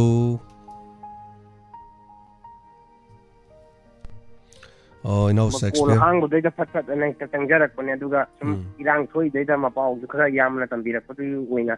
तैबुदि सोशल मीडिया दजु याम थागले नुआइते यार अदुम चारे अदो अंगम कांगबुना ngamdaba asonba imagen ka khut tharak pa je myam punjan lakpa ihou do thugairang na bohana pada kapsal lamna so ana yawba ji thongna sani yamba ka hena thokpa akoi gi kana to budu budu yaw dein ujabda khongjeng gi koi khong gi da pan ba khra yaw re thokpo da video do yengjaram yamba ne hai du gai ta adubu sigi iroina na aina thamjaning bana कुइरे इमाजिंग की थंगना सिंजे हानदगी होना नुपी लादानी थेंनाग्रे अदु हदकी तंकापसिदि हल्लुरनु हाइबसिमा थंगना हनबिरुरनु हाइबसिमा तुम झनजबगी वानते शांति की खोंजंग लाक्तनी इमाजिंग न तौदना करीबु तौदुदोइनो थुगाय खाइ दौनति हाइबिबा अदु बोबदा चटप यारोइन थुगाय रे इनेबा अदु यामना लाइबक थीबा हाइतारे खोइ इमा समजगे खोइ नाम पुन्ना अदुगा सोकपनाबा यावकुदसु ma'am संजनदना ngamba mateng pangna kani soidana su pangba ngamba tu iminasi haibasi mathamda kanda koi ngai ima kolara mana ngasi nungai jingi angang gi thoramda haidi rakpado adu do ai sai thonda ji yamana yawbiramba han bagi tangjarui haitare puning ge warol la jai di tap mane kana no haidna haide de ima de angang ge som tawraga tahol lakpa haitare da onare imana tawriba number do di aduna number sing do kana da karamba no haido simfa pudramaksu थारक पनीने screen दा कइदा दु कोइदन येक्सिंग check तौबिरगा यंगसनबिरगा call दो तौबियोबा call अनि दा खंगिलो इमाना तौनिंगिबा number दुदी diamond TV की नंबर दो वनाना तौसलामिया सोमदा पुनी वारो तौसलापनिना कनाना नोंता कनोनन अजे अदु गजु सोइना रेबा नंबर तो अदना मथंग सोइदना कॉल फंगनी अंगांगी थोरमजु कॉल याम पाकना फंगनदबा सोमदा थोरम अमा खपु ओइबा हाइतार इमा थमजागे होय अदुगा अनि सुबदना यामबा खोइगे यामना ꯅꯨꯡꯉꯥꯏꯁꯨ ꯅꯨꯡꯉꯥꯏꯇꯕ ꯍꯥꯏꯇꯥꯔꯦ ꯑꯩꯈꯣꯏ ꯃꯤꯌꯥꯝꯅꯁꯨ ꯍꯦꯟꯅ ꯈꯪꯅꯔꯕ ꯉꯁꯥꯏ ꯏꯆꯦ ꯁꯅꯥꯇꯣꯝꯕꯤꯅꯁꯨ ꯍꯥꯏꯕꯤꯈ꯭ꯔꯦꯀꯣ ꯑꯩꯒꯤ ꯑꯣꯏꯕ ꯃꯣꯠꯇꯗꯤ ꯑꯩꯈꯣꯏꯁꯦ ꯈꯤꯇꯪ ꯍꯟꯊꯕꯒꯤ ꯃꯇꯝ ꯑꯃꯁꯨ ꯏꯐꯪ ꯐꯪꯍꯧꯗꯕ꯭ꯔꯥ ꯁꯦꯡꯅ ꯍꯥꯏꯔꯀꯥꯟꯗ ꯏꯆꯤꯟ ꯏꯅꯥꯎ ꯑꯔꯥꯝꯕꯥꯏ ꯇꯦꯡꯀꯣꯜꯁꯤꯡꯅ ꯇꯧꯔꯤꯕ ꯃꯐꯝꯗꯨ ꯀꯩꯁꯨ ꯀꯥꯏꯗꯦ ꯐꯣꯇꯣ ꯀꯩꯒꯨꯝꯕ ꯀꯥꯞꯄ ꯚꯤꯗꯤꯑꯣ ꯅꯝꯕ ꯇꯧꯕꯗꯣ ꯁꯣꯁꯤꯌꯦꯜ ꯃꯤꯗꯤꯌꯥꯗ ꯎꯖꯩ ꯑꯗꯨꯕꯨ ꯐꯤꯔꯥꯜ ꯑꯣꯏꯅ ꯃꯗꯨꯏꯗ ꯌꯨꯡꯁꯜꯂꯝꯃꯒꯗꯤ ꯀꯅꯥꯒꯨꯝꯕ ꯑꯃꯅ ꯁꯥꯎꯅꯤꯡꯕꯁꯨ ꯇꯥꯟꯖꯥꯗꯨꯗ ꯌꯥꯏ ꯍꯥꯏꯇꯥꯔꯦ ꯆꯠꯄꯗꯤ ꯃꯥꯟꯅꯩꯀꯣ ꯇꯥꯡꯈꯨꯜꯁꯨ ꯏꯆꯤꯟ ꯏꯅꯥꯎꯅꯦ ꯍꯥꯏꯔꯦ ꯃꯣꯏꯁꯨ ꯌꯦꯛ ꯁꯂꯥꯏ ꯂꯩꯔꯤꯕꯅꯤ ꯑꯗꯨꯕꯨ ꯊꯑꯣꯏꯅ ꯃꯣꯏꯒꯤ ꯌꯦꯛ ꯁꯂꯥꯏꯗꯣ ꯑꯩꯈꯣꯏꯅ ꯇꯧꯔꯤꯕ ꯑꯗꯨꯃꯥꯏꯅ ꯃꯣꯏ ꯃꯌꯨꯝꯗ ꯀꯩꯁꯨ ꯂꯥꯠꯇꯅ ꯅꯠꯇ꯭ꯔꯒ ꯇꯧꯔꯝꯒꯗꯧꯗꯤ ꯑꯩꯒꯤ ꯑꯣꯏꯕ ꯍꯣꯏ ꯑꯩꯅ ꯈꯜꯂꯤꯁꯤꯅ ꯁꯣꯏꯔꯝꯕꯕꯨꯗꯤ ꯌꯥꯏꯀோ ꯈꯨꯗꯤꯡꯃꯛ ꯇꯧꯔꯝꯃꯣꯏ ꯍꯥꯏꯕ ꯅꯠꯇꯦ ꯑꯗꯨꯕꯨ ꯑꯗꯨꯅ ꯏꯍꯧꯗꯣ ꯁꯥꯒꯠꯂꯛꯄꯒꯤ ꯃꯃꯤ ꯑꯃꯈꯛꯁꯨ ꯑꯣꯏꯒꯅꯤ ꯑꯗꯨꯒ ꯑꯩꯅ ꯎꯖꯕꯗꯗꯤ ꯐꯤꯔꯥꯜ ꯌꯨꯡꯁꯜꯂꯝꯕꯒꯤ ꯃꯃꯤꯗꯤ ꯎꯖꯗꯦ ꯍꯥꯏꯇꯥꯔꯦ ꯑꯩꯅ ꯄꯟꯖꯥꯕꯇꯩ ꯎꯖꯕꯗꯗꯤ ꯆꯨꯝꯅ ꯐꯣꯇꯣ ꯚꯤꯗꯤꯑꯣ ꯈꯛꯇꯪ ꯀꯥꯞꯄ ꯑꯣꯏꯔꯒꯗꯤ ꯀꯩꯁꯨ ꯊꯣꯏꯗꯣꯛꯅ ꯀꯥꯏꯗꯕ꯭ꯔꯥ ꯐꯤꯔꯥꯜ ꯌꯨꯡꯁꯜꯂꯝꯃꯒꯗꯤ ꯃꯣꯏꯅ ꯍꯥꯏꯔꯛꯏꯗꯨ ꯇꯁꯦꯡꯅꯃꯛꯀꯤ ꯀꯩ ꯍꯥꯏꯅꯤ ꯏꯔꯥꯡ ꯑꯃ ꯁꯥꯒꯠꯄ ꯁꯦꯡꯅ ꯍꯥꯏꯔꯀꯥꯟꯗ ꯁꯤꯔꯣꯏ ꯂꯤꯂꯤ ꯐꯦꯁꯇꯤꯚꯦꯜꯗ ꯇꯧꯔꯝꯗ꯭ꯔꯒꯗꯤ ꯊꯋꯥꯏ ꯑꯃ ꯃꯥꯡꯈ꯭ꯔꯤꯕꯗꯨꯁꯨ ꯁꯤꯔꯝꯃꯣꯏꯕ ꯁꯨꯡꯁꯤ ꯁꯤꯔꯝꯃꯣꯏ ꯑꯗꯨꯁꯨ ꯁꯤꯔꯣꯏ ꯂꯤꯂꯤ ꯐꯦꯁꯇꯤꯚꯦꯜꯗ ꯇꯧꯔꯕꯅꯤꯅ ꯈꯨꯗꯣꯡꯆꯥꯕ ꯂꯧꯅꯔꯒ ꯏꯔꯥꯡ ꯁꯥꯒꯠꯂꯛꯅꯕ ꯍꯣꯠꯅꯕꯗ ꯊꯋꯥꯏ ꯑꯃ ꯃꯥꯡꯉꯛꯏꯕꯅꯦꯕꯀꯣ ꯏꯌꯥꯝꯕ ꯑꯗꯨꯒ ꯁꯤꯔꯣꯏ ꯐꯦꯁꯇꯤꯚꯦꯜꯒꯤ ꯅꯃꯥꯗ ꯂꯩꯗꯨꯁꯨ ꯊꯥꯒꯠꯂꯒ ꯃꯥꯡꯍꯜꯂꯛꯏꯅꯦꯕ ꯑꯗꯨꯅ ꯑꯩꯅ ꯊꯝꯖꯅꯤꯡꯕꯗꯤ ꯌꯥꯁꯟꯅꯕ ꯑꯃ ꯄꯨꯔꯛꯅꯕ ꯇꯧꯈꯤꯕ ꯀꯥꯡꯕꯨꯗꯨꯒ ꯍꯧꯖꯤꯛ ꯌꯥꯔꯣꯏ ꯍꯥꯏꯕ ꯀꯥꯡꯕꯨꯗꯨꯒ ꯃꯆꯤꯟ ꯃꯅꯥꯎ ꯉꯥꯛꯇꯅꯤꯅ ꯌꯥꯁꯟꯅꯕ ꯑꯃ ꯀꯟꯅ ꯍꯣꯠꯅꯕꯤꯔꯛꯅꯕ ꯁꯤꯜꯂꯝꯒꯅꯤ ꯂꯥꯡꯂꯝꯒꯅꯤ ꯑꯊꯨꯕꯗ ꯌꯥꯁꯟꯕꯤꯔꯛꯑꯣ ꯌꯦꯛꯅꯕꯅ ꯍꯦꯟꯅ ꯅꯣꯛꯅꯅꯕꯅꯤ ꯍꯥꯏꯕ ꯑꯄꯤꯜꯁꯤ ꯑꯃ ꯇꯧꯖꯒꯦ ꯍꯥꯏꯇꯥꯔꯦ ꯅꯥꯀꯜ ꯑꯅꯤꯃꯛꯇ ꯑꯗꯨꯒ ꯏꯔꯣꯏ ꯂꯣꯏꯕꯗꯅ ꯍꯧꯖꯤꯛ ꯑꯩꯈꯣই ꯀꯅꯥꯝꯇ ꯅꯠꯇꯦ ꯂꯩꯕꯥꯛꯀꯤ ꯂꯨꯆꯤꯡ ꯄꯨꯔꯦꯜ ꯑꯃꯨꯛ ꯈꯟꯒꯠꯂꯛꯏꯕ ꯑꯩꯈꯣꯏ ꯃꯤꯌꯥꯝꯅ ꯃꯤꯍꯨꯠꯅꯦꯅ ꯈꯜꯂꯤꯕ ꯃꯌꯥꯝꯁꯤꯗ ꯔꯥꯖ꯭ꯌ ꯁꯚꯥꯒꯤ MP ꯂꯩꯁꯦꯝꯕ ꯁꯅꯥꯖꯥꯎꯕ ꯍꯣꯏꯅ ꯁꯔꯅ ꯍꯣꯏꯅꯒ ꯇꯧꯕꯤꯔꯛꯏꯕ ꯃꯌꯥꯝꯒꯤꯗꯤ ꯑꯗꯨꯝ ꯃꯅꯤꯄꯨꯔꯒꯤꯗꯤ ꯑꯣꯏꯅ ꯅꯤꯡꯊꯧꯅꯦꯅ ꯍꯧꯖꯤꯛꯁꯨ ꯑꯗꯨꯝ ꯏꯀꯥꯏ ꯈꯨꯝꯅꯖꯔꯤꯀꯣ ꯃꯌꯥꯝꯅꯁꯨ ꯂꯣꯏꯅ ꯑꯗꯣ ꯃꯥꯅ ꯃꯦꯃꯣꯔꯦꯟꯗꯝꯒ ꯄꯤꯁꯜꯂꯛꯏꯕ ꯁꯨꯃꯥꯏꯅ ꯑꯇꯩꯁꯨ ꯉꯝꯕꯗ ꯑꯩꯈꯣꯏꯅ ꯀꯩꯗꯧꯕꯒꯤ ꯊꯥꯒꯠꯂꯣꯏꯗꯣꯏꯅꯣ ꯍꯥꯏꯕ ꯌꯥꯝ ꯊꯤ ꯆꯥꯎꯊꯣꯛꯆꯩꯑꯕ ꯍꯥꯏꯕꯗꯤ ꯃꯥꯒꯤ ꯊꯧꯅꯥꯁꯦ ꯑꯥꯗ ꯔꯥꯖ꯭ꯌ ꯁꯚꯥꯗꯁꯨ ꯑꯩꯈꯣꯏꯒꯤ ꯁꯔꯨꯛ ꯁꯨꯃꯥꯏꯅ ꯄꯤꯊꯣꯛꯈꯤꯕꯅꯤꯒ ꯍꯥꯏꯗꯅ ꯏꯔꯥꯡ ꯑꯃ ꯃꯇꯝꯗꯨꯗ ꯍꯥꯏꯕ ꯉꯝꯃꯤꯗꯣ ꯑꯩꯈꯣꯏꯅ ꯍꯟꯅ ꯂꯧꯔꯨꯅꯤ ꯍꯥꯏꯕ ꯅꯠꯇꯦ ꯃꯉꯣꯟꯗ ꯁꯛꯇꯤ ꯊꯧꯅꯥ ꯑꯃ ꯂꯩꯔꯤ ꯁꯨꯃꯥꯏꯅ ꯑꯇꯩ ꯃꯌꯥꯝꯁꯤꯡꯅ ꯂꯣꯏ ꯂꯩꯕꯗ ꯃꯤꯅꯁꯨ ꯄꯥꯛ ꯍꯦꯟꯖꯟꯕ ꯉꯝꯗꯧ ꯅꯠꯇꯦ ꯑꯗ ꯋꯥꯗꯣ ꯊꯣꯛꯇꯕꯅꯤꯅ ꯁꯦꯟꯖꯜꯂꯛꯈꯤꯕꯅꯦ ꯍꯥꯏꯇꯥꯔꯦ ꯑꯁꯦꯡꯕꯒꯤ ꯁꯤꯝꯇꯪ ꯊꯝꯖꯔꯒ ꯂꯣꯏꯁꯤꯟꯖꯒꯦ ꯌꯥꯝꯅ ꯊꯥꯒꯠꯆꯔꯤ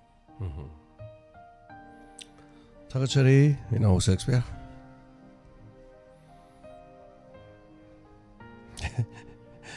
ꯈꯪꯃꯟꯗꯅ ꯑꯩꯈꯣꯏꯒꯤ ꯀꯔꯤ ꯍꯥꯏꯇꯥꯔꯦꯕ ꯑꯁ ꯈꯪꯃꯟꯗꯅ ꯆꯩ ꯆꯥꯏꯗꯣ ꯑꯩ ꯅꯍꯥꯟ ꯐꯣꯇꯣ ꯇꯛꯅ ꯎ ꯀꯥꯟꯗꯀꯣ ꯑꯩ ꯐꯣꯇꯣꯗꯣ ꯇꯛꯅ ꯎ ꯀꯥꯟꯗ ꯑꯩꯅ ꯀꯩꯅꯣꯝ ꯐꯥꯎꯈꯤꯕ ꯃꯁꯤ ꯀꯩꯅꯣꯝ ꯍꯥꯏꯔꯛꯇꯅ ꯈꯜꯂꯦꯕꯀꯣ ꯅꯍꯥꯟꯒꯤ ꯐꯤꯔꯥꯟ ꯀꯩꯅꯣ ꯇꯧꯕꯗꯣ ꯎꯕꯗꯣꯀꯣ ꯀꯥꯏꯕꯗꯤ ꯀꯔꯤꯝ ꯀꯥꯏꯗꯦꯕ ꯐꯤꯔꯥꯟ ꯌꯨꯡꯁꯜꯂꯝꯕ ꯅꯠꯇꯦ ꯐꯤꯔꯥꯟ ꯄꯥꯏꯕꯅꯤ ꯂꯥꯛꯄꯤꯌꯣ ꯑꯩꯈꯣꯏꯒꯤꯁꯨ ꯃꯅꯤꯄꯨꯔꯗ ꯂꯩꯔꯤꯕ ꯐꯨꯔꯨꯞꯆꯥ ꯄꯨꯝꯅꯃꯛꯀꯣ ꯐꯨꯔꯨꯞꯆꯥ ꯄꯨꯝꯅꯃꯛ ꯂꯥꯛꯑꯒ ꯈꯣꯡꯖꯣꯝꯒꯤ ꯑꯁꯤ ꯂꯩꯔꯤꯕ ꯕ꯭ꯔꯤꯇꯤꯁꯀ ꯂꯥꯟ ꯁꯣꯛꯅꯕ ꯍꯥꯏꯁꯦ ꯑꯁꯦꯡꯕꯅꯤꯀꯣ ꯃꯤꯅ ꯄꯨꯋꯥꯔꯤꯗ ꯑꯁꯦꯡꯕ ꯌꯥꯎ ꯂꯩꯔꯝꯅꯦꯕ ꯕ꯭ꯔꯤꯇꯤꯁꯅ ꯁꯤꯗꯩꯗ ꯑꯩꯈꯣꯏ ꯌꯨꯝꯗꯒꯤ ꯂꯥꯟꯃꯤ ꯑꯃ ꯊꯣꯛꯂꯛꯇꯧꯅꯦ ꯃꯤ ꯂꯥꯛ 2 ꯂꯦꯞꯈꯤꯕ ꯃꯐꯝꯅꯦꯕ ꯏꯄꯥ ꯏꯄꯨ ꯃꯌꯥꯝ ꯑꯩꯈꯣꯏꯗꯤ ꯃꯃꯤꯡꯐꯥꯎ ꯈꯪꯍꯧꯗ꯭ꯔꯤꯅꯦꯕ ꯑꯗ ꯕ꯭ꯔꯤꯇꯤꯁꯀꯤ ꯂꯝꯗ ꯊꯣꯛꯄ ꯑꯣꯏꯔꯝꯃꯗꯤ 1891 ꯑꯁꯤꯗꯤ ꯌꯨꯔꯣꯞꯇꯗꯤ ꯌꯥꯝ ꯆꯥꯎꯈꯠꯂꯕ ꯃꯇꯝꯅꯦꯕ ꯁꯤꯈꯤꯕ ꯃꯤ ꯃꯃꯤꯡ ꯁꯤꯈꯤꯕ ꯄꯨꯡꯐꯥꯎ ꯏꯗꯣꯏꯖꯥꯠꯅꯤ ꯃꯥꯕꯨ ꯍꯥꯠꯈꯤꯕ ꯂꯥꯟꯃꯤꯗꯨ ꯃꯃꯤꯡꯐꯥꯎ ꯏꯗꯣꯏꯖꯥꯠꯅꯤ ꯑꯩꯈꯣꯏꯗꯤ ꯃꯃꯤꯡꯐꯥꯎ ꯏꯗꯦꯗꯅ ꯌꯥꯝ ꯁꯦꯡꯅ ꯍꯥꯏꯔꯗꯤ ꯉꯁꯤꯒꯤ ꯈꯣꯡꯖꯣꯝꯒꯤ ꯂꯥꯟꯐꯝꯁꯤꯗ ꯊꯋꯥꯏ ꯊꯥꯈꯤꯕ ꯏꯄꯥ ꯏꯄꯨꯁꯤꯡꯗꯣ ꯇꯣꯡꯕꯝ ꯕꯤꯔ ꯑꯗꯨꯒꯤ ꯃꯉꯥꯜ ꯑꯗꯨꯒꯤ ꯊꯝꯕꯥꯜ ꯊꯣꯛꯆꯣꯝ ꯆꯥꯎꯕ ꯀꯥꯏꯅ ꯃꯃꯤꯡ ꯂꯣꯏ ꯏꯐꯝ ꯊꯣꯛꯏꯅꯦꯕ ꯑꯗꯨꯗ ꯌꯥꯎꯔꯒ ꯂꯩꯈꯤꯗꯕꯁꯤꯡꯗꯨꯒꯤ ꯍꯤꯁꯇ꯭ꯔꯤꯐꯥꯎ ꯏꯍꯧꯗ꯭ꯔꯤꯅꯦꯕ ꯀꯔꯤꯒꯤꯅꯣ ꯍꯥꯏ ꯀꯥꯟꯗ ꯃꯇꯝꯗꯨꯗ ꯑꯗꯨꯒꯤ ꯆꯩꯊꯥꯔꯣꯜ ꯀꯨꯝꯃꯥꯕꯁꯦ ꯑꯗꯨꯒꯤ ꯃꯇꯝꯗꯨꯗ ꯏꯕ ꯈꯣꯠꯄ ꯇꯧꯕꯁꯦ ꯏꯍꯟꯗꯦꯕ ꯑꯩꯈꯣꯏꯒꯤ ꯀꯩꯅꯣꯁꯤꯅ ꯍꯥꯏꯇꯥꯔꯦ ꯕ꯭ꯔꯤꯇꯤꯁꯅ ꯍꯦꯛ ꯂꯣꯏ ꯀꯩꯅꯣ ꯇꯧꯕ ꯃꯇꯨꯡꯗ ꯑꯗꯨꯒꯤ ꯃꯃꯥꯡꯗ ꯈꯣꯡꯖꯣꯝ ꯂꯥꯟ ꯊꯣꯛꯄ ꯃꯇꯝꯗꯗꯤ ꯏꯔꯤꯌꯦ ꯑꯗꯨ ꯃꯇꯨꯡꯗ ꯔꯦꯀꯣꯔꯠ ꯃꯌꯥꯝ ꯂꯩꯔꯁꯨ ꯔꯦꯀꯣꯔꯠꯇꯨ ꯏꯍꯟꯈꯤꯗꯦꯕ ꯆꯩꯊꯥꯔꯣꯜ ꯀꯨꯝꯃꯥꯕ ꯏꯕꯁꯦ ꯂꯦꯞꯍꯜꯂꯦꯕ ꯀꯅꯥꯅ ꯑꯩꯈꯣꯏꯅꯗꯤ ꯈꯣꯡꯖꯣꯝ ꯂꯥꯟ ꯍꯥꯏꯔꯦ ꯑꯗꯒꯤꯗꯤ 13 ꯑꯥꯒꯁꯇ ꯑꯩꯈꯣꯏꯒꯤ ꯊꯧꯔꯤ ꯌꯥꯜꯂꯒ ꯍꯥꯠꯂꯦꯀꯣ ꯑꯩꯈꯣꯏꯒꯤ ꯑꯊꯧꯕꯁꯤꯡ ꯊꯧꯔꯤ ꯌꯥꯜꯂ ꯍꯥꯠꯂꯦ ꯑꯗꯨ ꯂꯣꯏꯔ ꯃꯇꯨꯡꯗ ꯑꯩꯈꯣꯏꯒꯤ ꯂꯥꯟꯁꯦ ꯂꯣꯏꯔꯕꯣꯏ ꯅꯤꯡꯉꯦꯕ ꯑꯗꯨ ꯃꯇꯨꯡꯗ ꯂꯣꯏꯗꯦꯕ ꯑꯗꯨꯗꯩ ꯕ꯭ꯔꯤꯇꯤꯁꯅ ꯃꯁꯥ ꯃꯔꯦꯡ ꯐꯟꯕ ꯍꯧꯔꯦ ꯃꯅꯤꯄꯨꯔꯗ ꯃꯩꯇꯩꯁꯤꯡ ꯄꯥꯡ ꯇꯤꯡꯉꯒ ꯑꯍꯤꯡ ꯅꯨꯡꯊꯤꯜ ꯌꯣꯠꯂꯤꯅ ꯄꯨꯜꯂꯒ ꯍꯟꯇꯔꯅ ꯀꯜꯂꯒ ꯃꯩꯇꯩ ꯐꯥꯔ ꯊꯝꯃꯦꯕ ꯃꯣꯏꯅ ꯍꯥꯏꯕ ꯌꯥꯗꯕ ꯃꯩꯇꯩ ꯃꯆꯥꯁꯤꯡꯗꯣ ꯍꯟꯇꯔꯅ ꯀꯜꯂꯒ ꯊꯝꯃꯦꯕ ꯑꯗꯨꯒ ꯃꯣꯏꯒꯤ ꯕ꯭ꯔꯤꯇꯤꯁꯀꯤ ꯌꯨꯝ ꯃꯣꯏꯅ ꯁꯣꯏꯕꯗꯒꯤ ꯁꯣꯔꯠ ꯁꯥꯔꯀ꯭ꯋꯤꯠꯅꯤ ꯈꯪꯗꯦ ꯀꯩꯅꯤ ꯈꯪꯗꯦ ꯌꯨꯝ ꯑꯃ ꯃꯩ ꯆꯥꯛꯑꯦꯕ ꯃꯣꯏ ꯌꯨꯝ ꯃꯩ ꯆꯥꯛꯄꯗꯨ ꯀꯔꯤ ꯍꯥꯏꯒꯦꯗ ꯃꯩꯇꯩꯁꯤꯡꯅ ꯑꯗꯨꯒꯤ ꯎꯗꯣ ꯑꯩꯈꯣꯏꯒꯤ ꯀꯩꯅꯣꯗ ꯆꯪꯉꯒ ꯇꯃꯨꯗ ꯆꯪꯉꯒ ꯃꯗꯨꯗꯒꯤ ꯎꯗꯣ ꯄꯨꯔ ꯂꯥꯛꯇꯧꯅꯦꯕ ꯁꯒꯣꯜ ꯁꯥꯃꯨ ꯁꯤꯖꯤꯟꯅꯕ ꯅꯠꯇꯕ ꯑꯗꯨꯒꯤ ꯎꯗꯣ ꯃꯩꯇꯩꯁꯤꯡꯅ ꯄꯨꯔ ꯂꯥꯛꯇꯧꯅꯦꯕ ꯎꯁꯤꯡꯗꯣ ꯄꯨꯔꯒ ꯂꯥꯛꯑꯒ ꯎꯗꯣ ꯎꯄꯥꯛ ꯈꯥꯏꯔꯒ ꯕ꯭ꯔꯤꯇꯤꯁꯀꯤ ꯆꯥꯛꯈꯤꯕ ꯌꯨꯝꯗꯣ ꯃꯩꯇꯩꯁꯤꯡꯅ ꯁꯥꯒꯗꯕꯅꯦ ꯍꯥꯏꯗꯅ ꯃꯣꯏꯒꯤ ꯀꯣꯔꯠꯅ ꯑꯣꯔꯗꯔ ꯊꯣꯛꯑꯦꯕ ꯑꯉꯛꯄꯅꯤꯀꯣ ꯃꯇꯝꯗꯨꯗ ꯑꯗꯨ ꯃꯦꯛꯆꯨꯋꯦꯜꯅ ꯒꯕꯔꯅꯔ ꯑꯣꯏꯕ ꯀꯥꯟꯗ ꯑꯗꯨꯅ ꯑꯩꯈꯣꯏꯒꯤ ꯁꯅꯥꯇꯣꯝꯕꯤꯅ ꯍꯥꯏꯗꯣ ꯕꯣꯔ ꯁꯥꯍꯦꯕ ꯑꯣꯡꯕꯤ ꯁꯅꯥꯇꯣꯝꯕꯤ ꯃꯃꯌꯨꯝ ꯄꯥꯜꯂꯕ ꯃꯇꯨꯡꯗ ꯑꯩꯈꯣꯏꯒꯤ ꯃꯔꯤ ꯂꯩꯅꯕ ꯍꯥꯏꯇꯥꯔꯦꯅꯦ ꯃꯦꯛꯆꯨꯋꯦꯜ ꯒꯕꯔꯅꯔꯁꯤꯒ ꯃꯔꯤ ꯂꯩꯅꯕꯗꯨꯗꯒꯤ ꯃꯗꯨꯒꯤ ꯃꯔꯤ ꯂꯩꯅꯕꯗꯨꯕꯨꯗꯤ ꯐꯠꯇ꯭ꯔꯒꯁꯨ ꯃꯥꯒꯤ ꯃꯗꯨ ꯃꯤꯒꯤ ꯄꯥꯔꯁꯣꯅꯦꯜ ꯀꯩꯅꯣꯅꯤꯀꯣ ꯑꯗꯨꯗ ꯂꯩꯈ꯭ꯔꯕ ꯃꯇꯨꯡꯗ ꯀꯔꯤ ꯍꯥꯏꯒꯦꯗ ꯃꯦꯛꯆꯨꯋꯦꯜꯗꯨ ꯃꯥꯅ ꯃꯥꯒꯤ ꯃꯄꯨꯔꯣꯏꯕ ꯑꯣꯏꯔꯕꯅꯤꯅ ꯃꯥꯅ ꯊꯦꯝꯃꯦꯕ ꯂꯥꯏ ꯍꯔꯥꯎꯍꯜꯂꯁꯤꯕ ꯆꯩꯊꯥꯔꯣꯜ ꯀꯨꯃꯥꯕ ꯏꯍꯜꯂꯁꯤꯕ ꯄꯥꯎꯅꯥ ꯕꯖꯥꯔ ꯊꯪꯒꯥꯜ ꯕꯖꯥꯔ ꯍꯥꯏꯁꯦ ꯅꯍꯥꯟꯋꯥꯏ ꯑꯍꯥꯟꯕꯗꯗꯤ ꯃꯦꯛꯆꯨꯋꯦꯜ ꯕꯖꯥꯔ ꯍꯥꯏꯔꯝꯕꯅꯦꯕ ꯄꯥꯎꯅꯥ ꯕꯖꯥꯔ ꯊꯪꯒꯥꯜ ꯕꯖꯥꯔꯗꯤ ꯀꯣꯟꯅ ꯊꯣꯟꯕ ꯃꯃꯤꯡꯅꯦꯕ ꯒꯕꯔꯅꯔꯁꯦ ꯃꯦꯛꯆꯨꯋꯦꯜꯒꯤ ꯃꯃꯤꯡ ꯊꯣꯜꯂꯝꯃꯦꯕ ꯃꯦꯛꯆꯨꯋꯦꯜꯅ ꯃꯃꯤꯡ ꯃꯥꯒꯤ ꯃꯃꯤꯡꯗ ꯊꯣꯜꯂꯒ ꯁꯥꯕꯅꯦꯕ ꯑꯁꯤꯒꯤ ꯕꯖꯥꯔ ꯁꯥꯕꯁꯦ ꯕꯣꯔ ꯁꯥꯍꯦꯕ ꯑꯣꯡꯕꯤ ꯁꯅꯥꯇꯣꯝꯕꯤꯅ ꯁꯥꯍꯟꯕꯅꯦ ꯍꯥꯏꯌꯦꯕ ꯍꯤꯁꯇ꯭ꯔꯤꯗ ꯌꯥꯎꯕ ꯋꯥꯅꯤꯀꯣ ꯑꯗꯨꯅ ꯍꯥꯏꯔꯤꯁꯤ ꯆꯩꯊꯥꯔꯣꯜ ꯀꯨꯃꯥꯕꯗ ꯑꯗꯥꯏꯗ ꯏꯕ ꯍꯧꯔꯦ ꯂꯥꯏ ꯍꯔꯥꯎꯍꯟꯗꯦꯕꯀꯣ ꯑꯩꯈꯣꯏ ꯂꯥꯏ ꯍꯔꯥꯎꯕꯁꯦ ꯂꯣꯏ ꯇꯣꯛꯍꯜꯂꯦꯕ ꯂꯥꯏ ꯍꯔꯥꯎꯕꯁꯦ ꯀꯅꯥꯏ ꯍꯥꯛꯇꯛꯇ ꯂꯥꯏ ꯍꯔꯥꯎꯂꯛꯀꯦ ꯍꯥꯏ ꯀꯥꯟꯗ ꯃꯦꯛꯆꯨꯋꯦꯜꯅ ꯒꯕꯔꯅꯔ ꯑꯣꯏꯔꯀꯥꯟꯗ ꯂꯥꯏ ꯍꯔꯥꯎꯍꯜꯂꯦꯕ ꯑꯗꯨ ꯃꯩꯇꯩꯁꯤꯡꯒꯤ ꯀꯔꯤꯒꯨꯝꯕ ꯃꯁꯥꯒꯤ ꯑꯣꯏꯕ ꯂꯥꯏ ꯍꯔꯥꯎꯔꯛꯑꯕ ꯆꯩꯊꯥꯔꯣꯜ ꯀꯨꯃꯥꯕ ꯏꯕ ꯌꯥꯕ ꯍꯧꯔꯛꯑꯕ ꯑꯗꯨꯒꯤ ꯃꯇꯝꯗꯨꯗꯗꯤ ꯀꯩꯗꯧꯔꯒꯦꯕꯨ ꯑꯩꯈꯣꯏ ꯃꯩꯇꯩꯒ ꯃꯩꯇꯩ ꯅꯨꯄꯤ ꯑꯃ ꯃꯥꯅ ꯂꯧꯁꯟ ꯅꯤꯡꯊꯧ ꯃꯆꯥ ꯅꯨꯄꯤ ꯑꯃ ꯂꯧꯁꯟꯕꯗꯒꯤ ꯃꯅꯤꯡ ꯇꯝꯕ ꯍꯦꯜꯂꯛꯑꯦ ꯍꯥꯏꯕ ꯄꯥꯎꯁꯦ ꯑꯁꯣꯝ ナꯀꯥꯟꯗ ꯌꯧꯔꯦꯕ ꯑꯁꯣꯝꯗ ꯌꯧꯕꯗꯒꯤ ꯃꯦꯛꯆꯨꯋꯦꯜ ꯅꯪ ꯏꯪꯂꯦꯟꯗ ꯂꯥꯛꯑꯣ ꯃꯐꯝ ꯑꯗꯨꯗ ꯊꯕꯛ ꯇꯧꯕ ꯌꯥꯔꯔꯣꯏꯅ ꯍꯥꯏꯔꯦꯕ ꯑꯗꯩꯗꯤ ꯀꯩꯗꯧꯔꯦ ꯃꯥꯁꯤ ꯀꯧꯊꯣꯛꯑꯦꯕ ꯀꯧꯊꯣꯛꯑꯀꯥꯟꯗ ꯍꯥꯏꯔꯦꯕ ꯁꯅꯥꯇꯣꯝꯕꯤ ꯆꯠꯁꯤ ꯏꯪꯂꯦꯟꯗ ꯆꯠꯁꯦꯅ ꯍꯥꯏ ꯀꯥꯟꯗ ꯁꯅꯥꯇꯣꯝꯕꯤꯅ ꯃꯥꯏ ꯃꯄꯨꯔꯣꯏꯕꯗꯣ ꯑꯗꯨꯒꯤ ꯃꯇꯨꯡ ꯏꯟꯅ ꯏꯪꯂꯦꯟꯗ ꯅꯨꯡꯉꯥꯏꯅ ꯂꯩꯔꯨ ꯌꯥꯏꯑꯕ ꯁꯅꯥꯇꯣꯝꯕꯤꯅ ꯆꯠꯈꯤꯗꯦꯕ ꯁꯅꯥ ꯂꯩꯄꯥꯛ ꯃꯔꯝꯗꯝ ꯁꯤꯗꯒꯤ ꯍꯦꯟꯕ ꯂꯩꯇꯦ ꯁꯅꯥꯇꯣꯝꯕꯤ ꯃꯅꯤꯄꯨꯔ ꯊꯥꯗꯣꯛꯑ ꯆꯠꯈꯤꯗꯦꯕ ꯁꯤ ꯋꯥꯔꯤꯁꯤꯁꯨ ꯑꯗꯨꯝ ꯅꯨꯡꯁꯤꯕꯅꯤ ꯕꯣꯔ ꯁꯥꯍꯦꯕ ꯑꯣꯡꯕꯤ ꯁꯅꯥꯇꯣꯝꯕꯤ ꯄꯥꯕꯤꯌꯨ ꯑꯗꯨꯝ ꯋꯥꯔꯤꯁꯦ ꯑꯗꯨꯝ ꯌꯥꯎꯕꯅꯦ ꯍꯥꯏꯇꯥꯔꯦ ꯑꯗꯨꯅ ꯁꯤꯒꯤ ꯋꯥꯔꯤ ꯌꯥꯝ ꯂꯩꯈ꯭ꯔꯦ ꯑꯗꯨꯅ ꯑꯩꯈꯣꯏꯅ ꯏꯄꯥ ꯏꯄꯨꯁꯤꯡꯅ ꯑꯩꯈꯣꯏꯒꯤꯗꯃꯛꯇ ꯊꯋꯥꯏ ꯀꯠꯈꯤꯕ ꯃꯐꯝ ꯑꯩꯈꯣꯏ ꯈꯣꯡꯖꯣꯝꯒꯤ ꯂꯩꯔꯤꯕ ꯃꯐꯝꯁꯦ ꯁꯤꯗꯩꯗ ꯇꯥꯡꯈꯨꯜ ꯑꯃ ꯂꯥꯛꯑꯀꯥꯟꯗ ꯐꯤꯔꯥꯟꯗꯣ ꯍꯥꯏꯔꯕ ꯀꯔꯤꯝ ꯀꯥꯏꯕ ꯂꯩꯇꯦ ꯑꯗꯨꯅ ꯏꯔꯥꯡ ꯍꯧꯕꯅꯦꯅ ꯀꯩꯁꯨ ꯂꯩꯇꯦꯕ ꯃꯥꯅ ꯑꯗꯨ ꯐꯤꯔꯥꯟ ꯌꯨꯡꯁꯜꯂꯝꯗꯧ ꯅꯠꯇꯦꯕ ꯇꯥꯡꯈꯨꯜ ꯆꯪꯕ ꯌꯥꯗꯦ ꯍꯥꯏꯕ ꯂꯩꯇꯦ ꯀꯨꯀꯤꯁꯨ ꯍꯥꯟꯅ ꯑꯗꯨꯝ ꯆꯪꯉꯝꯃꯤꯅꯤ ꯀꯩꯅꯣ ꯀꯨꯀꯤ ꯆꯪꯕ ꯌꯥꯗꯦꯕ ꯂꯩꯇꯦ ꯑꯩꯈꯣꯏ ꯇꯤꯟꯅꯕ ꯀꯨꯀꯤ ꯑꯩꯈꯣꯏꯁꯨ ꯄꯨꯁꯜꯂꯒ ꯆꯪꯉꯦ ꯑꯩꯈꯣꯏꯁꯦ ꯂꯥꯛꯄ ꯃꯦꯅꯦꯖꯔ ꯕꯦꯡꯛ ꯃꯦꯅꯦꯖꯔ ꯑꯗꯨꯝ ꯆꯪꯉꯦ ꯇꯤꯟꯅꯕ ꯅꯍꯥꯟꯋꯥꯏꯀꯣ ꯑꯗꯣ ꯅꯨꯡꯁꯤ ꯆꯥꯟꯅꯅ ꯂꯩꯃꯤꯟꯅꯔꯕ ꯂꯧꯅ ꯂꯩꯅꯔꯤꯕ ꯑꯩꯈꯣꯏ ꯃꯁꯦꯟ ꯍꯦꯟꯅ ꯅꯨꯡꯁꯤ ꯆꯥꯟꯅꯔꯒ ꯂꯩꯃꯤꯟꯅꯔꯀꯥꯟꯗ ꯑꯩꯈꯣꯏ ꯑꯃꯒ ꯑꯃ ꯆꯥꯔꯧ ꯃꯔꯧꯅꯗꯅ ꯂꯩꯔꯤꯕ ꯍꯦꯟꯅ ꯅꯨꯡꯁꯤꯅꯕ ꯆꯤꯡꯅꯁꯨ ꯂꯥꯛꯑꯒ ꯃꯐꯝꯁꯤꯗ ꯈꯨꯟꯗꯥꯔꯤꯕ ꯑꯩꯈꯣꯏꯅꯁꯨ ꯃꯐꯝ ꯑꯗꯨꯗ ꯈꯨꯟꯗꯥꯃꯤꯟꯅꯔꯕ ꯆꯞ ꯃꯥꯟꯅꯕ ꯂꯣ ꯑꯃ ꯆꯞ ꯃꯥꯟꯅꯕ ꯑꯦꯛ ꯑꯃ ꯁꯦꯝꯃꯀꯥꯟꯗ ꯄꯨꯟꯅ ꯅꯨꯡꯁꯤ ꯆꯥꯟꯅꯅ ꯍꯤꯡꯃꯤꯟꯅꯔꯀꯥꯟꯗ ꯅꯣꯕꯣꯗꯤ ꯀꯅꯥ ꯑꯃꯠꯇꯅ ꯑꯩꯈꯣꯏꯒꯤ ꯄꯥꯡꯒꯜ ꯁꯛꯇꯤ ꯊꯨꯒꯥꯏꯕ ꯉꯝꯃꯣꯏꯗꯧꯕ ꯑꯩꯈꯣꯏ ꯃꯁꯦꯟ ꯆꯞ ꯆꯥꯅ ꯂꯩꯈ꯭ꯔꯀꯥꯟꯗ ꯁ꯭ꯋꯤꯖꯔꯂꯦꯟꯗꯒꯤ ꯍꯦꯟꯅ ꯅꯨꯡꯉꯥꯏꯅ ꯂꯩꯅ ꯆꯥꯎꯈꯠ ꯈꯣꯡꯊꯥꯡꯗ ꯆꯪꯁꯟꯃꯤꯟꯅꯗꯅ ꯑꯋꯥꯠ ꯑꯄꯥ ꯊꯤꯅꯗꯅ ꯆꯤꯡ ꯆꯥꯎꯈꯠꯅꯕ ꯇꯝ ꯆꯥꯎꯈꯠꯅꯅꯕ ꯍꯣꯁꯄꯤꯇꯥꯜ ꯂꯩꯅꯕ ꯃꯍꯩ ꯃꯁꯤꯡ ꯂꯩꯅꯕ ꯏꯖꯨꯀꯦꯁꯟꯒꯤ ꯔꯦꯠ ꯍꯦꯟꯒꯠꯅꯅꯕ ꯂꯝꯕꯤ ꯊꯣꯡ ꯁꯦꯝꯅꯅꯕ ꯑꯗꯨꯒꯤ ꯇꯣꯉꯥꯟ ꯇꯣꯉꯥꯟꯕ ꯑꯩꯈꯣꯏꯒꯤ ꯀꯔꯤ ꯍꯥꯏꯇꯥꯔꯦ ꯍꯛꯆꯥꯡꯒꯤꯗꯃꯛꯇ ꯂꯥꯏꯌꯦꯡꯅꯅꯕꯒꯤꯗꯃꯛꯇ ꯑꯩꯈꯣꯏ ꯃꯐꯝꯁꯤꯗ ꯐꯪꯉꯤꯕ ꯃꯅꯥ ꯃꯁꯤꯡ ꯆꯤꯡꯗ ꯐꯪꯉꯤꯕ ꯃꯌꯥꯝ ꯏꯟꯔꯤꯆ ꯑꯣꯏꯔꯕ ꯑꯩꯈꯣꯏꯒꯤ ꯇꯣꯉꯥꯟ ꯇꯣꯉꯥꯟꯕ ꯃꯌꯥꯝ ꯂꯩꯕꯁꯤꯡꯁꯤ ꯆꯞ ꯃꯥꯟꯅꯅ ꯁꯦꯝꯒꯠꯃꯤꯟꯅꯔ ꯅꯨꯡꯁꯤ ꯆꯥꯟꯅꯅ ꯂꯩꯃꯤꯟꯅꯔꯒ ꯊꯧꯗꯥꯡ ꯌꯥꯃꯤꯟꯅꯔꯒ ꯇꯞ ꯃꯥꯟꯅꯅ ꯂꯦꯞꯃꯤꯟꯅꯈꯤꯕ ꯃꯇꯝꯗ ꯃꯤꯅ ꯂꯝꯕꯥ ꯄꯥꯕ ꯉꯝꯃꯣꯏꯅ ꯈꯪꯕꯅꯤꯅ ꯀꯥꯡꯂꯨꯞ ꯑꯅꯤꯁꯦ ꯅꯨꯡꯁꯤꯅꯗꯅꯕꯒꯤꯗꯃꯛ ꯍꯥꯏꯅ ꯐꯨꯔꯨꯞ ꯆꯥꯡꯂꯨꯞꯁꯤꯡ ꯑꯁꯤꯗ ꯀꯛꯁꯥꯕꯤ ꯁꯥꯔ ꯀꯛ ꯉꯥꯏꯍꯥꯛ ꯂꯩꯔꯒ ꯕꯥꯃꯣꯟꯒ ꯃꯩꯇꯩꯒꯅ ꯑꯗꯒꯤ ꯈ꯭ꯔꯤꯁꯇꯦꯟꯒ ꯀꯩꯅꯣꯒꯅ ꯑꯗꯒꯤꯗꯤ ꯄꯥꯡꯒꯟꯒ ꯃꯩꯇꯩꯒꯅ ꯑꯗꯒꯤ ꯑꯗꯨꯒꯅ ꯀꯛꯁꯥꯕꯤ ꯁꯥꯔ ꯑꯩꯈꯣꯏ ꯃꯁꯦꯟꯁꯦ ꯊꯨꯒꯥꯏꯅꯅꯕ ꯍꯣꯠꯅꯕꯗꯨꯗ ꯑꯩꯈꯣꯏ ꯃꯁꯦꯟꯅ ꯁꯔꯨꯛ ꯌꯥꯔꯒ ꯂꯩ ꯁꯤꯕꯗꯁꯨ ꯄꯨꯕ ꯌꯥꯔꯣꯏꯗꯧꯕ ꯂꯝ ꯃꯆꯦꯠ ꯈꯔꯁꯤꯒꯤꯗꯃꯛꯇ ꯑꯩꯒꯤ ꯃꯥꯒꯤꯅ ꯇꯧꯔ ꯂꯩꯅꯤ ꯀꯩꯗꯧꯕꯩꯅꯣ ꯃꯅꯤꯄꯨꯔ ꯁ꯭ꯋꯤꯖꯔꯂꯦꯟꯒꯤ ꯃꯐꯝꯗ ꯆꯠꯄꯤꯌꯨꯅꯦ ꯁ꯭ꯋꯤꯖꯔꯂꯦꯟ ꯆꯠꯀꯥꯟꯗ ꯁ꯭ꯋꯤꯖꯔꯂꯦꯟ ꯑꯁꯤ ꯑꯩꯈꯣꯏꯒꯤ ꯂꯝꯅꯤ ꯅꯣꯏꯁꯤ ꯑꯁꯣꯝ ꯁ꯭ꯋꯤꯖꯔꯂꯦꯟ ꯑꯋꯥꯡꯒꯤꯅꯤ ꯁ꯭ꯋꯤꯖꯔꯂꯦꯟ ꯃꯈꯥꯒꯤꯅꯦꯅ ꯇꯧ ꯂꯩꯕ ꯊꯦꯡꯅꯕꯤꯕ꯭ꯔꯥ ꯀꯗꯥꯏꯗ ꯊꯦꯡꯅꯕꯤꯕꯒꯦ ꯀꯔꯝꯕ ꯁ꯭ꯇꯦꯠꯇ ꯇꯧꯒꯦꯕ ꯑꯩꯈꯣꯏꯅ ꯆꯤꯡꯅꯤ ꯇꯝꯅꯦꯅ ꯁꯠꯇꯤꯁꯒꯔꯗ ꯃꯤꯒꯤ ꯃꯊꯥꯒꯤ ꯂꯩꯕ ꯖꯔꯈꯥꯟꯗꯁꯨ ꯉꯥꯏꯔꯦ ꯖꯔꯈꯥꯟꯒꯤ ꯆꯤꯡ ꯃꯊꯛꯇ ꯂꯩꯕ ꯁꯠꯇꯤꯁꯒꯔꯒꯤ ꯆꯤꯡ ꯃꯊꯛꯇ ꯂꯩꯕ ꯃꯤꯗꯣ ꯃꯈꯥꯗ ꯑꯗꯨꯝ ꯂꯝ ꯂꯩꯕ ꯌꯥꯏ ꯃꯈꯥꯗ ꯂꯩꯕꯗꯨꯅ ꯁꯠꯇꯤꯁꯒꯔꯗ ꯑꯗꯨꯝ ꯂꯝ ꯂꯩꯕ ꯌꯥꯏ ꯃꯅꯤꯄꯨꯔꯗꯅ ꯀꯔꯤꯒꯤ ꯂꯩꯕ ꯌꯥꯗ꯭ꯔꯤꯅꯣ ꯀꯔꯤꯒꯤꯗꯃꯛꯇ MLR ꯑꯦꯛ ꯁꯦꯝꯃꯒ ꯊꯝꯖꯟꯕꯤꯔꯝꯃꯤꯅꯣ ꯁꯤꯒꯨꯝꯕꯁꯤꯡ ꯑꯁꯤ ꯃꯇꯝ ꯑꯃꯗ ꯑꯩꯈꯣꯏ ꯆꯥꯎꯈꯠꯂꯛꯀꯅꯤ ꯁꯤꯅ ꯆꯥꯎꯈꯠꯂꯒ ꯃꯅꯤꯡ ꯇꯝꯕ ꯍꯦꯟꯖꯜꯂꯛꯀꯅꯤ ꯁꯦꯟ ꯊꯨꯝ ꯄꯥꯏꯔꯛꯀꯅꯤ princely state ni ningthau palamba leibak ni masagi maromdom lepcharamba leibak ni nomadi soidana maning tamge harakani makhoina maning tamma taragadi somna kanda so nextlight singna semiba Odisha da leiriba adi Bihar da leiriba UP da leiriba nextlight mayam sing asina Indian Union bu machet tana thugaina ba demand tawrakani Manipur da sovereignty piru taradi Naga ki sovereignty piru taragadi atai state sing jo kairaga India ba leibak se khujin mamai mukta pakpa leibak ma oine je moi khange aduna maram oirakanda makhoina thugaidana namagidamok silakpa Manipur maning tam leibak ama leitraga so Manipur na sawkhalakpa GDP wangkhalak taradi masana masagi damokta sembe henjalakani Manipur nomadi sovereignty talakani na khalle amona tanwa ngamdana ba union territory pitho over south da pikraba swar kilometer lising kuni thoi khak leibasi masung ahum thokna khaido di kaidong nung da hogat pangamaroi adu de lekha tana na moi mungsi mapangan phare yai masu mapangan phai atom masu mapangan phai anju mapangan phai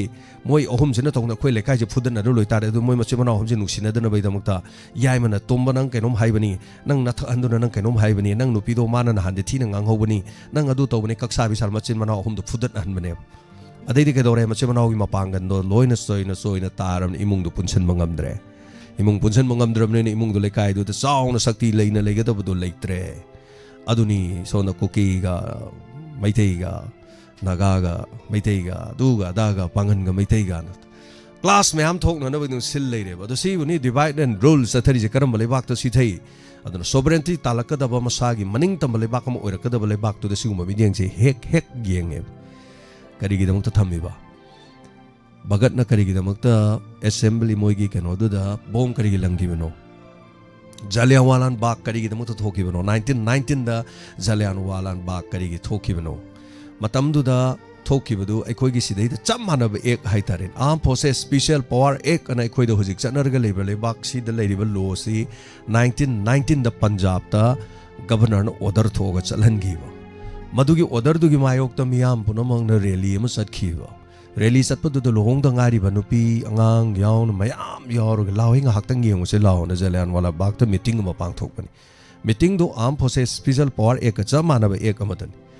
aduna janen dayar na mafam adu de chalaga nomaina kapsalaga mi lising ma chamri chonga mapunsi hatokhi adugi thodok adu da singyen ba yaw no pani Bhagat Singh hai do saura kan ne aduna mana bom langjalli do anu kari dei tholokri no hai kan da ngasa ek tu ne ba adu India na tuka chagraba ek tu bu kari gi damok to India gi as a part of Indian Union or even Manipur da kari gi ek tu di chalhali no arm forces special power ek se Assam da North East da chalhalaga Kashmir da chalhalaga atai Mumbai da chalnabra ba sigilam sig ek Bangalore da chalnabra Madras da chalnabra Goa da chalnabra krai chalnage aduna aikoi gi lam sidadani aduna moina pam kidraba matam du moina ya gidraba do aikoi do oina onsile kandawan siguma me am khana nei naru da loiba nai roi punamok sing se aduna irang sigi horok pham natraga aikoi gi horei ba mong sing se khangbugi mathau tai adu di natra da aikoi ma sen pangon do hunar nang adu haire man adu haire adu na adu taure adu no congress adu na BJP adu ada kol sulak te yam sanglang man wari busin punamok sing se lairik te yaw bungak tani khangju khangaba thoi ba mang ngak tani haurei bana su khangadabani sangselli bana su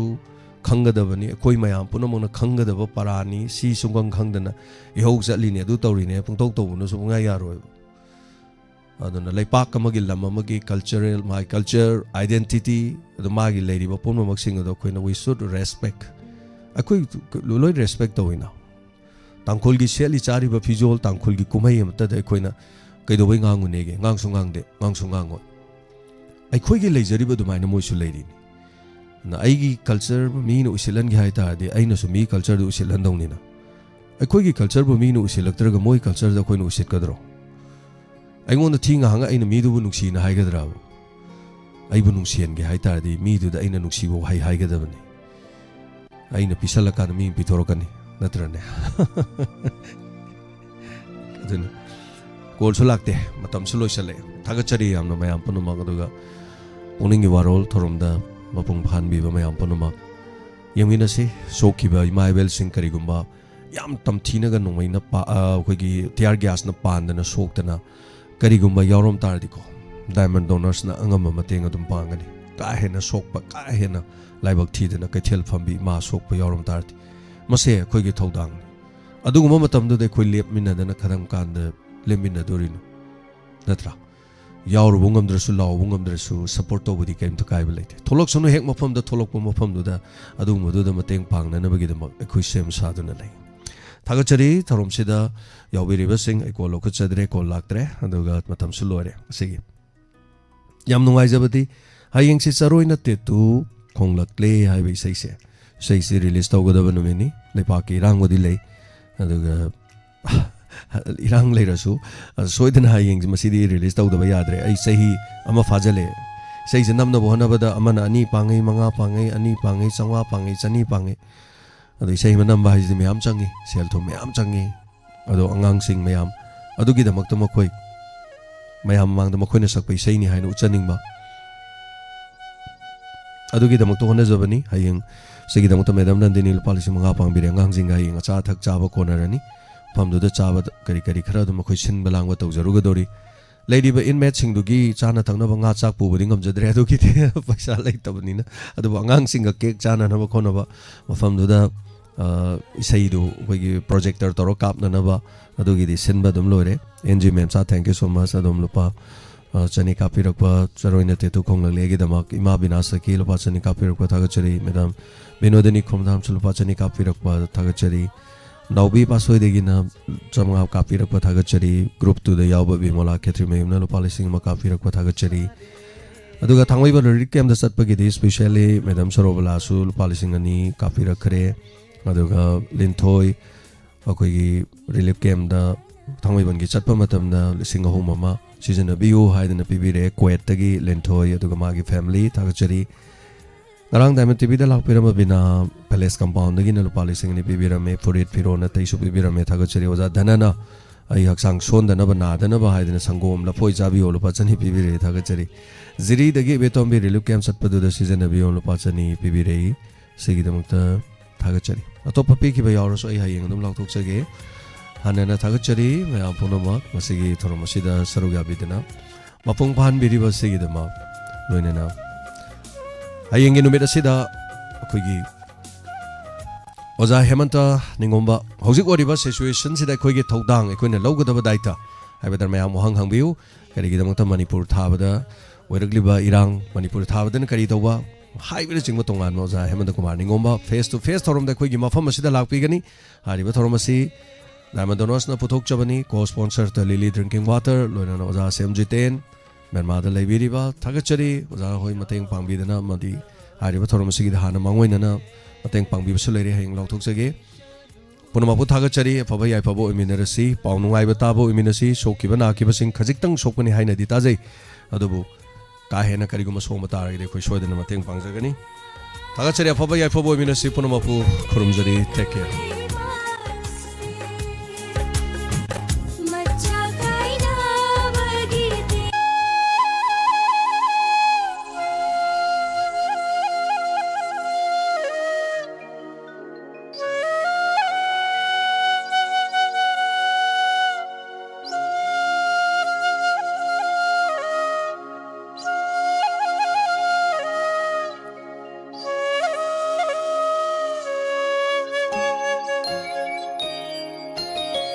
Charoi nante tu kholagle wakna langpa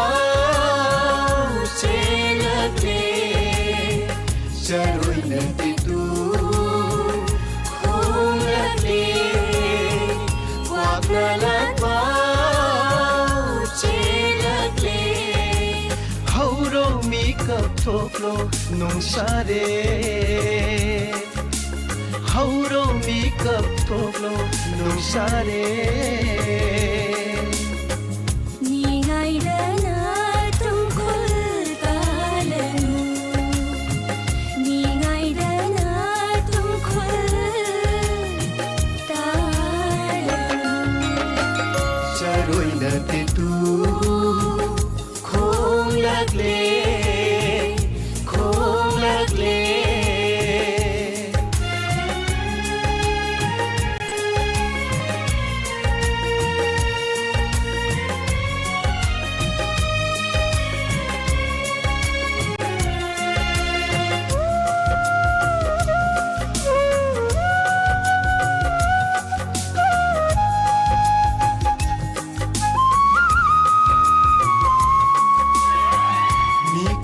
mirap kolna nilagte Maitai chanugi jat tem sing naragle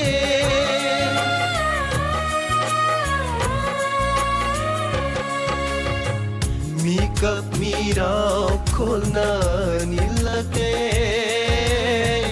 Maitai chanugi jat tem sing naragle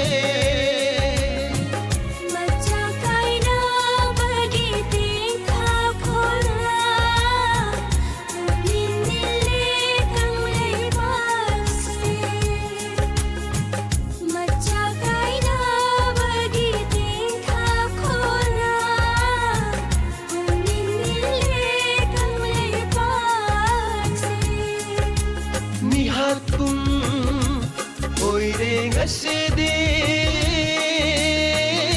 sahing chaba singi mihat pung oire ngasidi sahing chaba singi Ningai dana tungkol talenu Ningai dana tungkol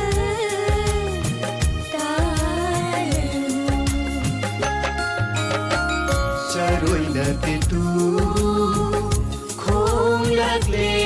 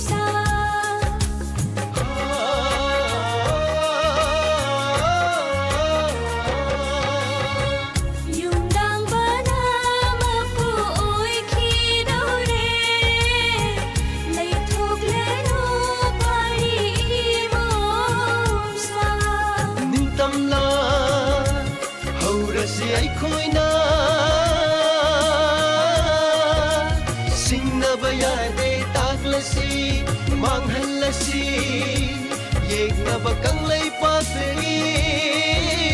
laklo may tay nong sare ning tam la haura silay koy na singna bayade taklasi manghalasi yek na bakang lay pasegi laklo may tay nong sare Ningai dana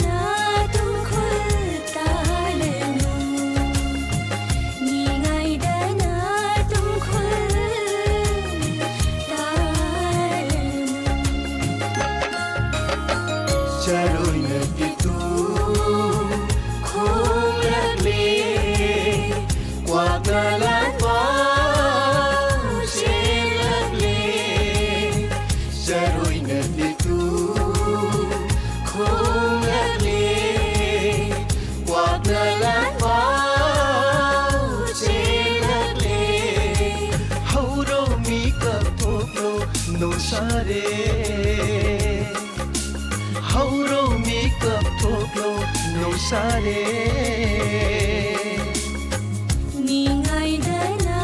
tungkol talenu Ningai dana tungkol talenu Charoi na titu khong lagle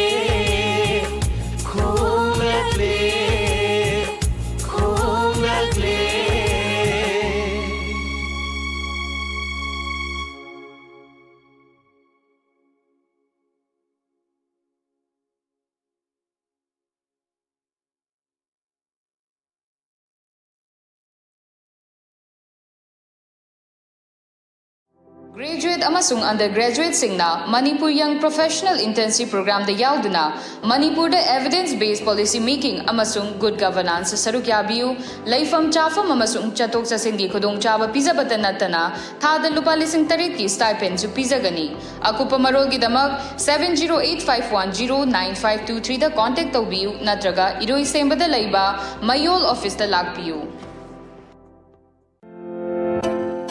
Royal Enterprises Kaksing Bazaar mafam asida Samsung MI amadi Oppo loan da phone lobiba yagani makal khudimaki phone ge accessories sing mafam asida mamal hongna lobiba yagani amadi wholesale da su fangbigani tonga tongan ba adom gi phone brand sing shamjari amadi cherau ba matungi oina discount pizari adom na kariguma makal kaya gi mobile phone repairing natraga sem sabagi amadi phone gi part sing pambirabadi ngasing mo mafam asida lengsin biro ahong mamalda pizari Kaksing Bazaar da leriba Royal Enterprises ayuki pung 8 tagina numidangi pung 9 phawba Kaksing Bazaar da hangduna leijari Samsung gi tonga ma model MI gi tonga ma models loinana Oppo gi tonga ma model sing adomna amukta da sale pidrabasu loan da hariba phone sing asi lobugi khudong chaba leijari amukta ningsinbiro makhal kaya gi mobile phones amadi mobile gi accessories sing phangbiragani ngasing ma lengsinbiro Royal Enterprises Kaksing Bazaar.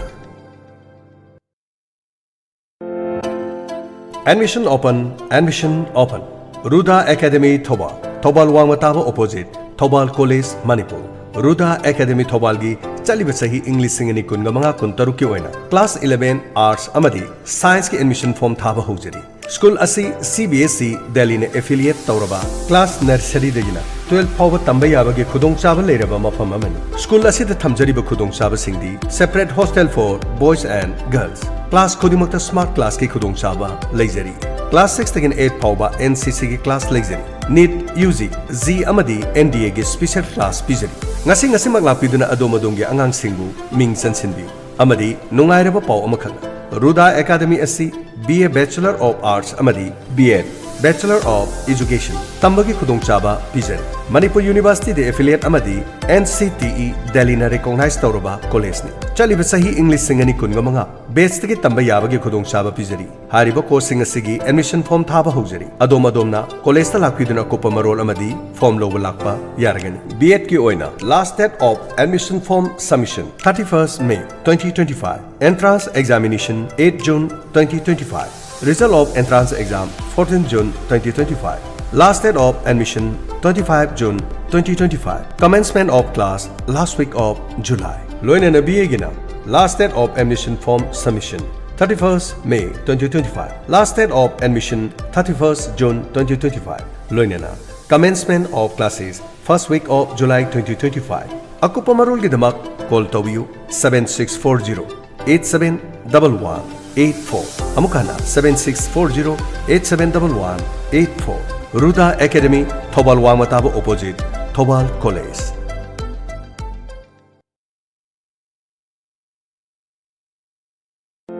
Nungairaba Paujel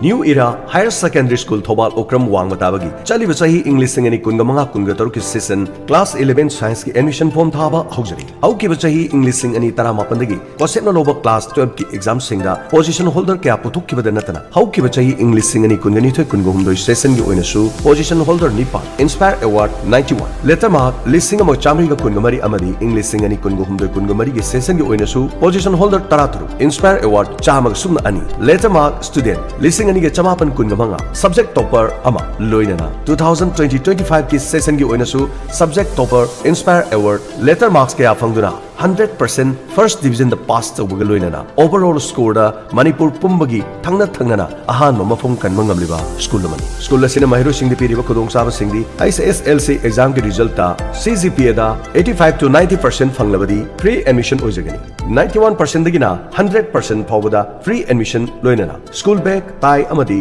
books pizagani ningtina train tawba experience lerba oza singna soundproof classroom loinana recreation hall science lab library school magazine Wi-Fi campus computer hangta classroom khudimakta smart classroom matamgu chunarba mahiro singi study room separate boys and girls hostel 24-hour mai gi awat pal lehendana CCTV camera thamduna kupna monitor toriba school ni hostel ma loba exam sing da position loro ko mahiroi sing gi damak academic excellence case award loina school na loba tam test kudimakta 90% gi 80% gi tadana mark phanglakna mahiroi sing da free education loina school gi fee free oizari mahiroi sing skill development ki damakta periodically co-curricular activities sing pangthokpa loina academic and monthly report ta tha ahum khudingi parents na traga guardian sing na inaduna academic discipline semgaliba school amani chahi amada numit chaniga kunga manga leptana mahi tambibadana tana school boarding gi mahiroi sing da tha taret ki free coaching period school ni mithoi mehen ba pandam amagi damak adongi mamal yamlaba class 10 pastor wisas simunga singa sima class 11 science the ming san biduna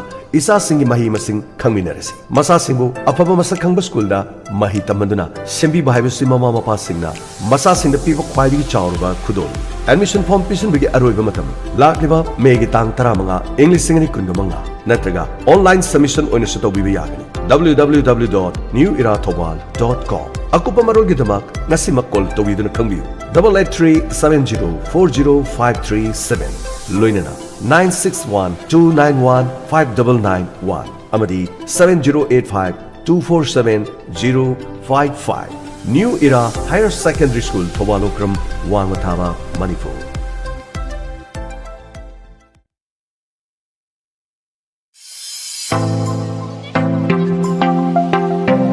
Kakching Khunya Lekai da Leiba Net UZ Coaching Center asigi anova session gi damak chatliba tha asidagi form thaba hausare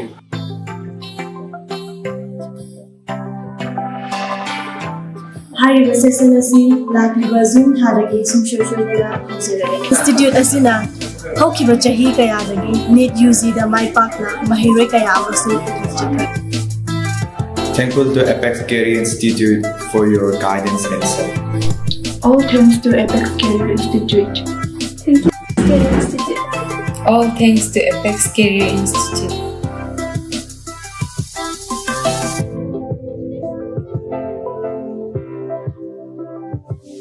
Mahitong pamsang asi well qualified oiraba oza singla takpitangiri. Arapa mafam dagi lakpiri ba mahiroi singgi damakta tongan-tongana nupi macha amasung nupa macha gi leifam gi kudong chaba dusa kizari. Ako pamaru gi damak kizari ga number asida call kudiro. Adom na Dr. Oining bagi mga nadugo mangfang na bapam na badi. Ngasimak Apex Career Institute asida mention biro.